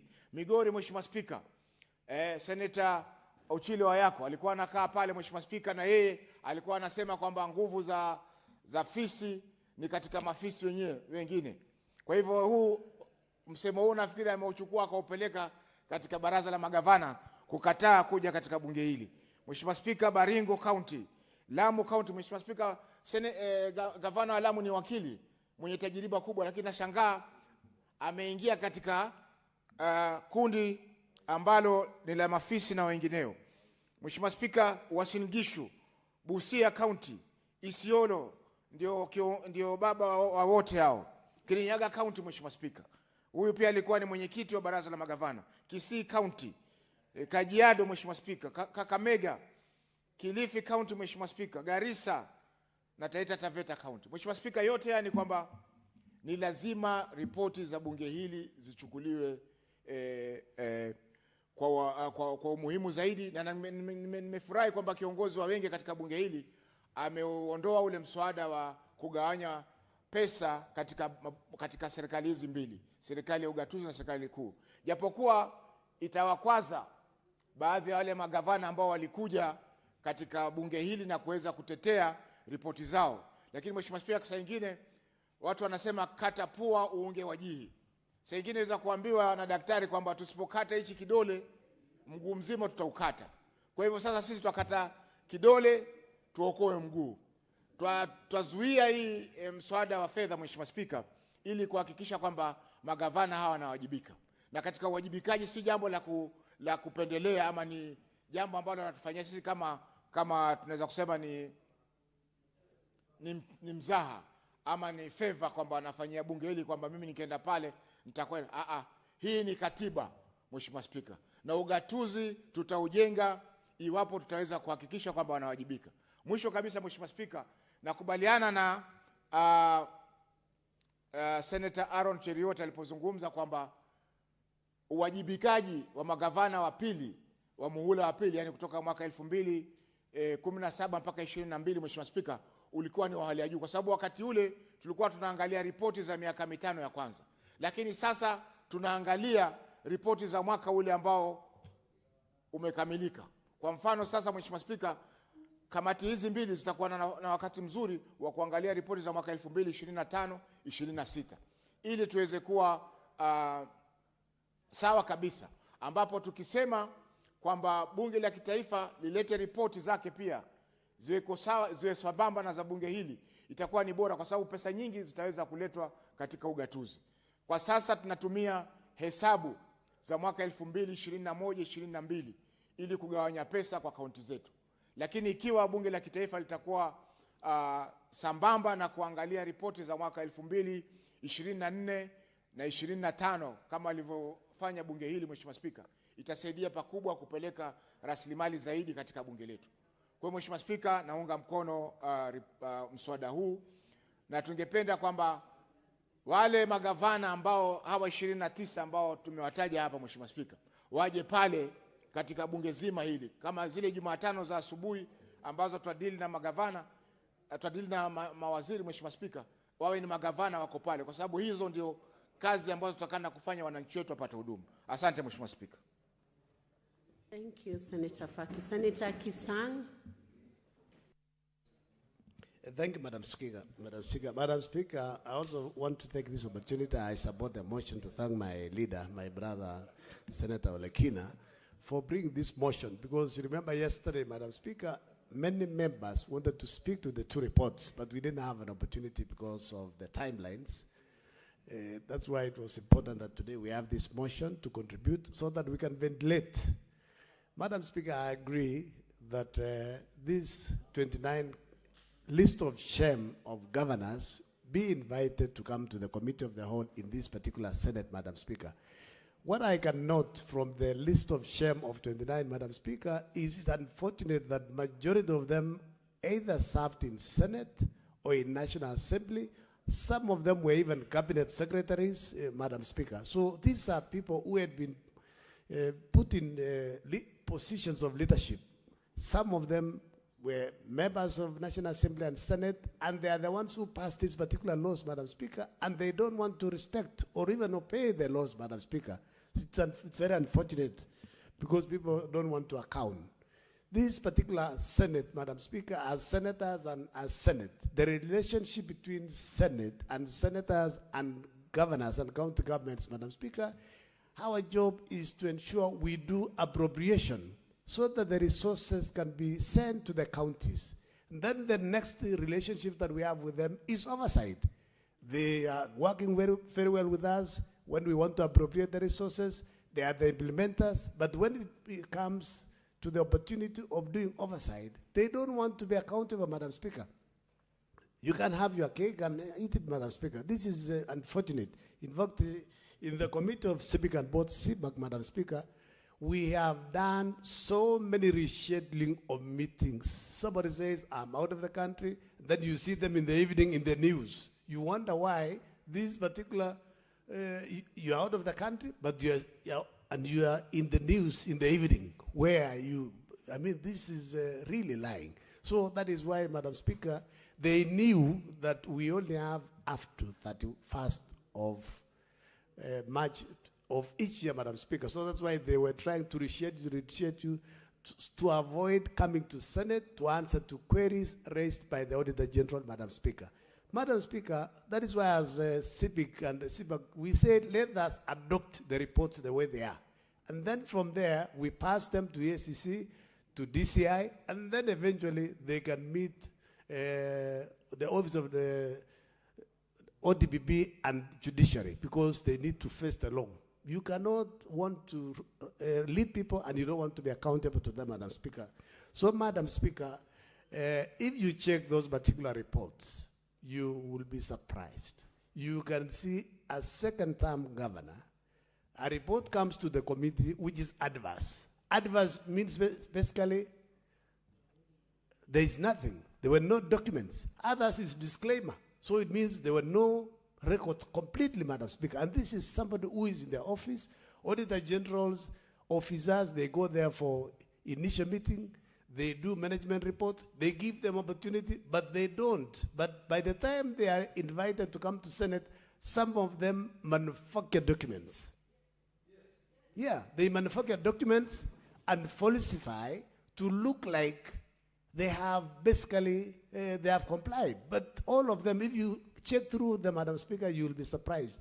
In fact, most of the governors who have come to these particular committees, when you ask them to respond, majority don't respond. They say, CEC Finance, CEC Water. You wonder why you are the one in charge of the county. How can you be in charge of the county and you don't know what's happening? Even to read what has been written, some of them can't even read. Yeah, imagine. I mean, the accountants have written these things for you, but you can't respond. You can't read them. You have to ask somebody to read for you. So maybe it is important also for Kenyans 2027 is very close. We are asking our people, please vet the governors that we are going to put in place. The position of a governor is very important. It's as important as the presidency. That is why the requirement to be elected as a governor, you must have a degree. So please, Kenyans, watch, vet them, see if these are people who are likely to do something or they are just coming to steal. Because it looks like in this country we have devolved corruption. Corruption has been devolved in all the counties. So, Madam Speaker, when I come back now to my county, Elgeyo-Marakwet County, I want to ask the governor to complete all stalled projects. When the budget of 2026-27 comes in, can you put resources to complete Iten Amenity Hospital? You complete Chibararua that was partially demolished, Kapchara Sub-County Hospital, Tot Sub-County Hospital, you complete Kamosor. So that the people of Elgeyo-Marakwet County can get value for money. You know, there is no need to have projects stay for 5, 10 or so years without being used. It means basically we don't get value for money. So, Madam Speaker, I agree that we need the 29 governors. Instead of appearing in CIPIC and CIPAC, let them come and face the whole house the way CS has come to this house. If the cabinet secretaries who are very busy get an opportunity to come and answer to Senate, then why are governors not coming? Because they don't have another job. They have CCs who can delegate some duties at the county to be done by the governors, deputy governors or CCCs. In fact, Madam Speaker, we need also to relook at this particular position for our deputy governor positions. Most governors pick running mates. As soon as the deputy governors, elections are over, the deputy governors are left to read newspapers. They are given no role at all. We need to relook also at the Constitution so that our deputy governors can be allocated duties to assist the governors. Instead of the governors bypassing them, dealing with CECs alone and chief officers who are used basically to steal together.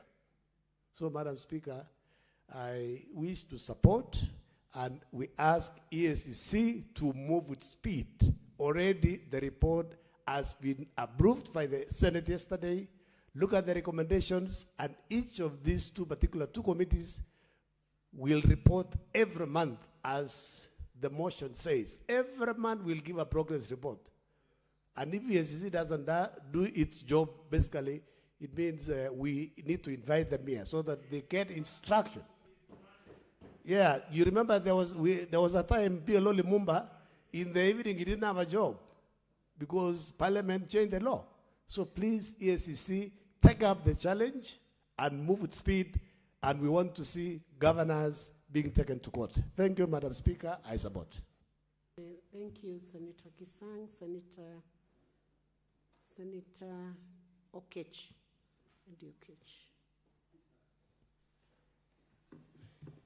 Mr. Speaker, I want to appreciate Senator Ledama because Madam Speaker, thank you so much for giving me this opportunity. Madam Speaker, I want to support and appreciate Senator Ledama on this motion because what the country has been drawn to could simply look like a banter between Senate and senators and governors. And this particular motion gives us opportunity to put things into perspective. And even in the discussion today, Madam Speaker, there has been generalities trying to catch up here and there what is happening in the different counties. Madam Speaker, with this opportunity, I want to narrow down to Migori County, because Migori County, Madam Speaker, was supposed to appear before PAC on 18th of this month, aware that these reports had to be processed by 31st, which was yesterday, Madam Speaker, so that we could be able to meet the deadlines. My governor, the governor of Migori County, refused to attend that meeting with the PAC. Now, because he refused to attend that meeting with the PAC, Madam Speaker, we passed the report yesterday as is. And that is what I want to be able to draw attention of the country here today, so that the country can answer the question that the senators are struggling with, whether my governor should or should not have appeared before PAC with regards to answering to the audit queries that were raised here in the report of 2024, 2020, 25. Madam Speaker, the Auditor General says in the report of Migori County that there was 8.6 million in Migori County, a variance that was withdrawn from the county revenue fund, and it is reported in the financial statements without knowing what this money was used for. I'm asking Kenyans, should the governor of Migori County have appeared before the PAC committee to be able to clarify this or not? Madam Speaker, the Auditor General says in their report that in 2024-2025, Migori County used 72 million shillings to build early childhood development education classrooms, that the Auditor General, in the best opinion, is not convinced that these classrooms were built because there was no clarity in terms of their tendering. There was no clarity and evidence in terms of any advertisement and quotes done. There was no even any committee evaluations to the building of these classrooms for ECDs, costing Migori County 72 million. I am asking Kenyans, should the governor of Migori have appeared before the Senate to make this clear to the country?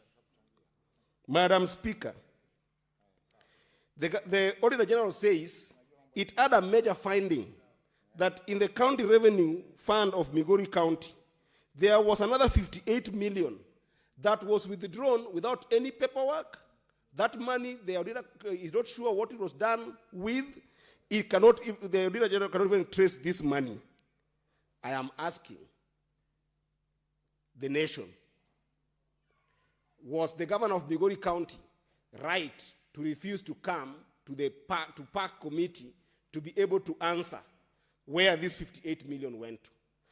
Madam Speaker, in this report, and these are reports that have been put before this House because he did not come to answer, we passed a law, and the nation should understand, we passed a law that says that all monies from level 4 and level 3 hospitals, sometimes also to level 5 hospitals, must be retained in those hospitals to be able to serve those hospitals, to give medicine, to give support in terms of payment to staffers of those categories, and any other supplies, even where food is needed, to people who are sick in our level 3, level 4, and level 5 hospitals.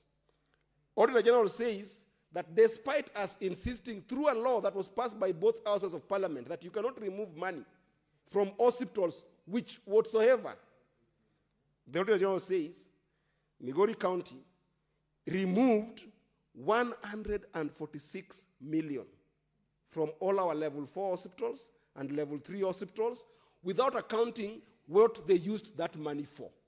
The Auditor General cannot be able to trace.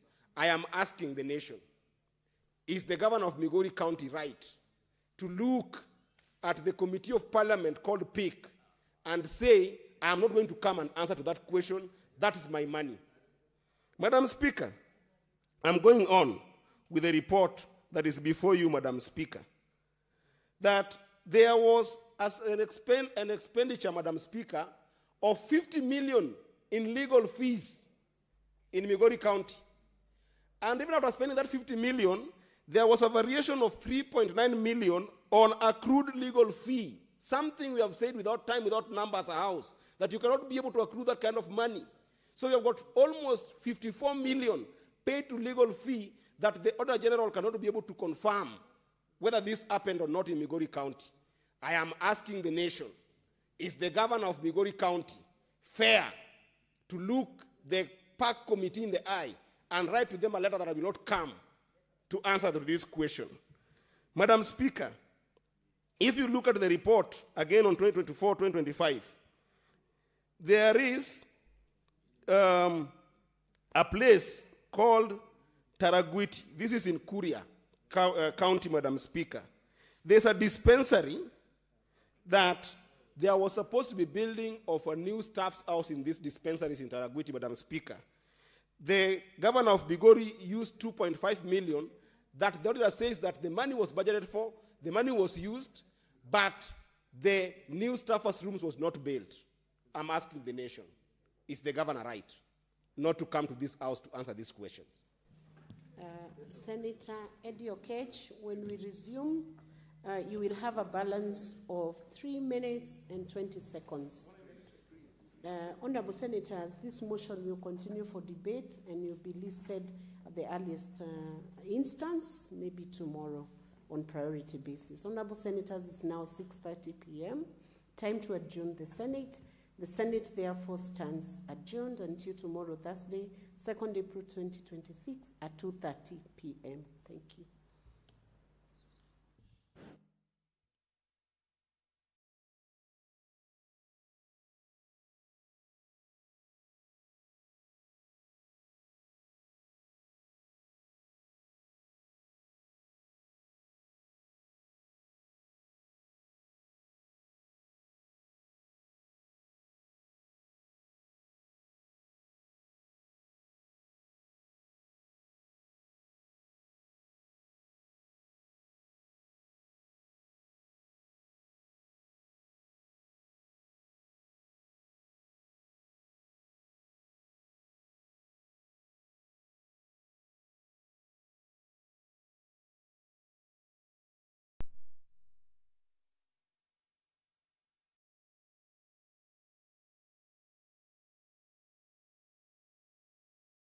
We cannot continue to burden 20% of Kenyans with 80% of the total collections in this country, Mr. Speaker.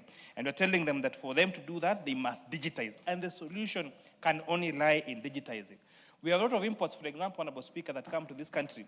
But in terms of the amount of money declared, in terms of the value of those particular products, when you compare the value of those particular products, Honorable Speaker, there is a huge, very huge difference.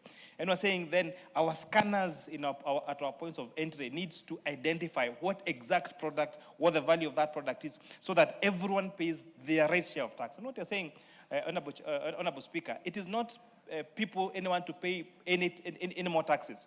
It is for everyone to pay their fair share of tax, not 1 shilling more and not 1 shilling less, Honorable Speaker. I also want to thank the Kenya Revenue Authority, because after extensive conversations, they have now removed, Honorable Speaker, they had a table that was special. It was called special table. That has been giving a nightmare to many taxpayers, Honorable Speaker. And I'm happy that after various deliberations, now they have removed that special table, Honorable Speaker, and they have many now taxpayers who are now back into being tax compliant and paying their rightful share of tax. Honorable Speaker, you'll notice that we have also allocated resources for training on EGP. Honorable Speaker, this issue of EGP, although it is great and is going to transform our economy, Honorable Speaker, in terms of ensuring there is fair procurement processes, ensuring that the pending bills reduce, Honorable Speaker, but there has been a very low budget absorption because of the low uptake of this particular EGP project, Honorable Speaker. And we have now otherwise provided resources to make sure that now this EGP kicks off and every entity is on the platform, and everyone who is using the platform is well trained, including even the suppliers, Honorable Speaker. Honorable Speaker, we have also recommended serious reforms on our pensions.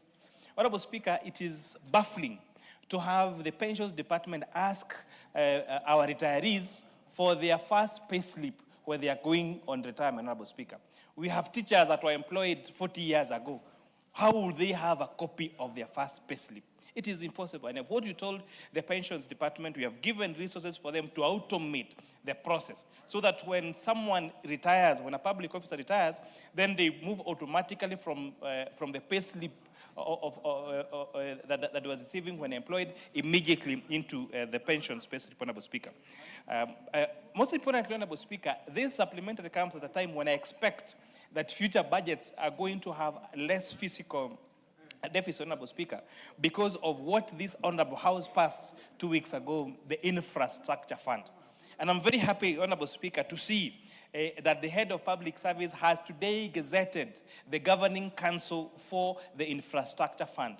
And as this House approved, We now have FCPA John Badi as a chairperson, as part of the board of the infrastructure fund. We have the very knowledgeable Dr. Kamau Thuge, the governor of CBK. We have our Attorney General. But most importantly, Honorable Speaker, I want to introduce several other people that has now been approved, has been gazetted as members of this governing council.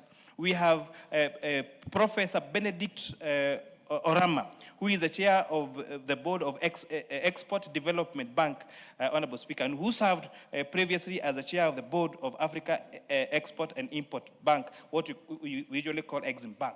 These are professionals who are very well knowledgeable in terms of raising private equity. And what we are saying that this fund is going to provide the seed capital for the 5 trillion infrastructure fund that His Excellency the President envisions that will take us to, as we call it, Singapore, Honorable Speaker, is now beginning to take shape.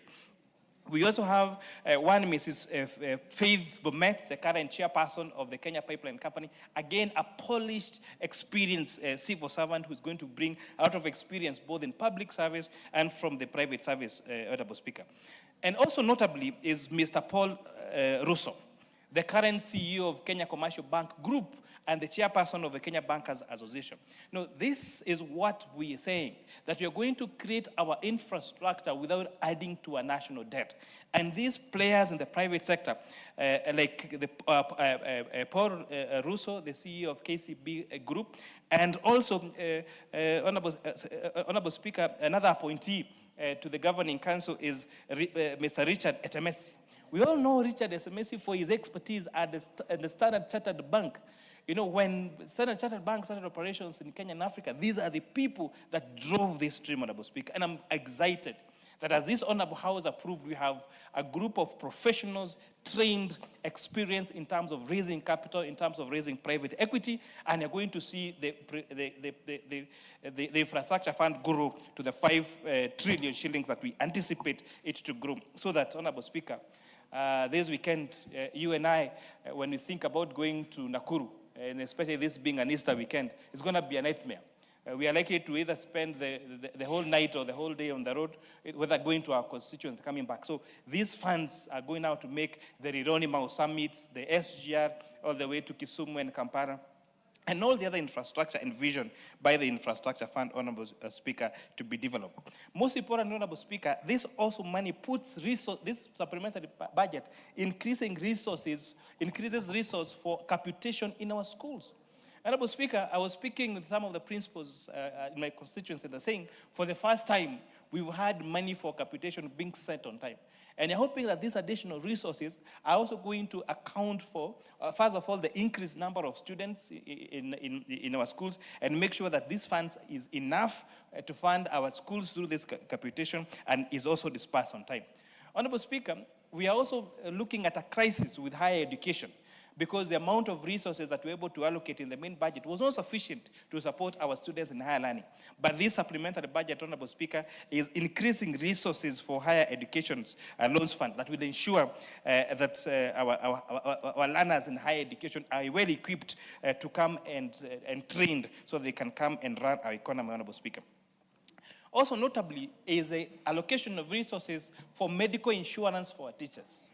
You know, for a very long time, Honorable Speaker, our teachers have struggled with having insurance covers that are not well covered, that are well not financed. But now with this supplementary budget, there's not going to be enough resources for the medical insurance of our teachers, Honorable Speaker. We also note the allocation of resources and the non-financial recommendations that has been made by both our report and the report that is adopted by the Budgets and Operation Committee for single treasury account. Honorable Speaker, it is quite unfortunate that for a very long time, government has been borrowing its own money and paying interest on it. Because you'll find one MDA on this end is holding some funds in a fixed deposit account, or is holding some funds idle in one bank account, whereas we are borrowing to finance our budget, Honorable Speaker. So it is the banks that hold these deposits that have been buying the treasury bills and bonds. And that's why you saw for a very long time, interest rates for our treasury bills and bonds was going to as high as 17 and 80%. And that is why even banks had no business lending to private sector. Because by doing nothing, by just holding deposits they have for roads, for schools, for water, for irrigation, for energy, they were able to lend that money back to government at as high interest rates as 17-18%. And so the question is then, why do they have to come and look for you to loan you money? But once the government and National Treasury incorporated or implemented single treasury account, among other monetary and fiscal policy measures that the central bank has done, we have seen those interest rates go to as low as 9% and 10%. Because now there is no money that is available by these banks that belong to government to lend as infrastructure, to lend in terms of treasury bills or treasury bonds, Honorable Speaker. Another recommendation that we've made, and I've seen this across our committee and across several committee reports, is that we are paying too much money for renting government buildings. Honorable Speaker, you'll be amazed at how much we spend in renting, in paying for rent in government buildings. One of the entities, Honorable Speaker, like for example, in our committee, we have the Kenya National Bureau of Statistics that was given 800 million shillings around 10 years ago that they put in a fixed deposit account. We have other money that was given to Kipra a few years ago that was being spent kept on a deposit account. Whereas we are paying 100 million shillings to rent those office buildings. So what you have told these entities, consolidate your money. Consolidate how much you're spending on rent and buy your own building so that we can save on the rent that we are paying as a country, Honorable Speaker. Because it's the pigs in the logic, why you would pay rent for 100 million for 10 years, that is already 1 billion shillings of rent, and that building would have cost you, say, 500 million shillings to acquire. So we have told all government entities that are paying rent, consolidate your rent, have one big building that can host everyone in that building, Honorable Speaker, so that we can save money on rent, Honorable Speaker. And with those many remarks, I'll beg to support this particular report and congratulate my good brother, the Honorable Atandi, for being very accommodative, for reaching out to all the chairpersons and making sure that he has balanced the interests of the Republic of Kenya, Honorable Speaker. Because, Honorable Speaker, this country is bigger than all of us. It is bigger than our constituencies. It's bigger than our counties. And you must make sure that development goes to every and single part of the Republic of Kenya. With that, Honorable Speaker, I beg to submit. Very well. Member for Mandera West, not in the House. Honorable Ridikiri. Thank you, Madam Speaker. I stand to support this report and congratulate the chairman and the entire Budget and Appropriation Committee for a balanced report. Madam Speaker, I represented the Committee on Housing, Urban Planning, and Public Works. And our report was adopted by this committee. Madam Speaker, housing is a very critical agenda in this country, and we asked for an additional 25 billion so that we can be able to fast-track the increasing number of projects that the government is undertaking. Madam Speaker, the issue of the public works, which has been struggling for quite some time, when we made our players to the committee, I am happy to report that our player was answered and this has been appropriated accordingly. Madam Speaker, this is not the only sector that is of concern to this country. Madam Speaker, the main issue today is the food security. And the food security, Madam Speaker, touches on things like water, fertilizer, farm inputs, etc. Madam Speaker, I am happy to see that the committee did consider very positively the requirement of anything that is going towards the agricultural sector. Madam Speaker, I remember we have just come from a dry season. Thank God that the rains have come, even if it has come with its consequences. But I'm happy to see that in terms of resource allocation, a lot of money has been put through this supplementary budget. Madam Speaker, it is very important for us, all of us, to realize that education is key to this country. We have heard that we have been challenged as a country and as a parliament that the money is drained, capitation is being drained, that there's no money to fund the university education, that there's no money to continue supporting the TVETs. But I'm happy to see that a lot of money now has been pumped to the education sector in the entirely. University education, the TVET, the basic education. More so, Madam Speaker, because of the new education system, which requires a lot of infrastructure. And I'm happy to note that the committee has really considered that positively, because in almost every school now, there are infrastructure support that the government is doing. We are not yet done. We are not yet done, Madam Speaker. And I want to urge as we continue, because there are some critical infrastructure that is lacking in our schools, workshops, to go along with the JSS system. I'm happy to note that the thought process of the committee is gelling with the requirement that the Committee of Education presented. Madam Speaker, the other issue is the issue of the health sector.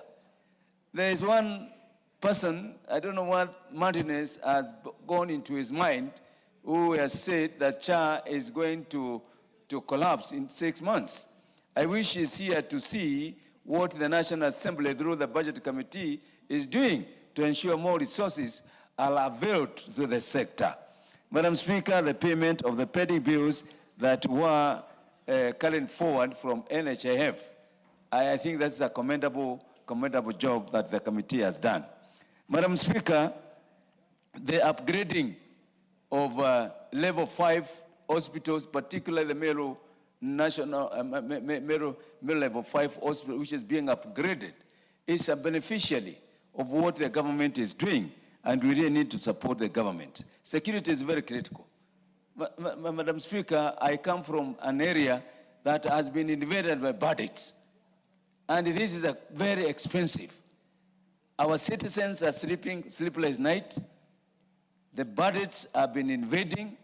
They are completely weakening our economic base, meaning that we might not be able to survive for long, that area, which covers Boro constituency, Tigania West, Tigania East, Igembe Central, Igembe North. But now, with the increased allocation of money that will go towards purchase of equipment, security equipment, I think we'll see the subduing of the invasion of the budget. Madam Speaker, I have noted a few concerns, particularly on items 1335, that is the State Department of Youth Affairs and the Creative Economy. There is a bit of an increase. I think we need to be very careful, because this is one vote that is very impactful to our youth. I vote 1186, the State Department of Children Welfare, the State Department of Communication Technology and Digital Economy, and the State Department of Environment. The allocation has been affected negatively, and I think we need to be very careful on this.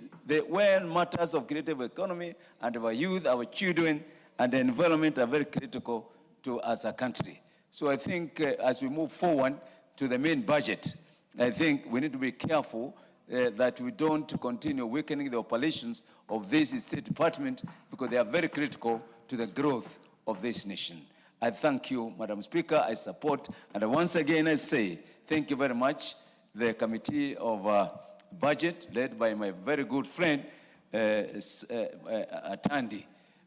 We agreed when I made the presentation, we shall go and moot the problem of public works.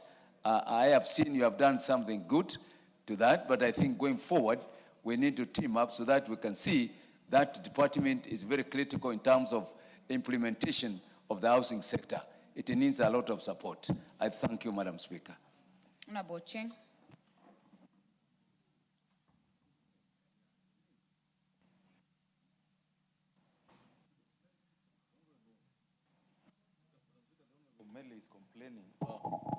Omele is complaining, but I've been sitting here since the motion was moved. Do not waste your time answering Honorable Meli. I've been Just sitting make here your before contribution. you were here. I've been sitting since the PCS was here. I just didn't come now. Just being patient. Madam Speaker,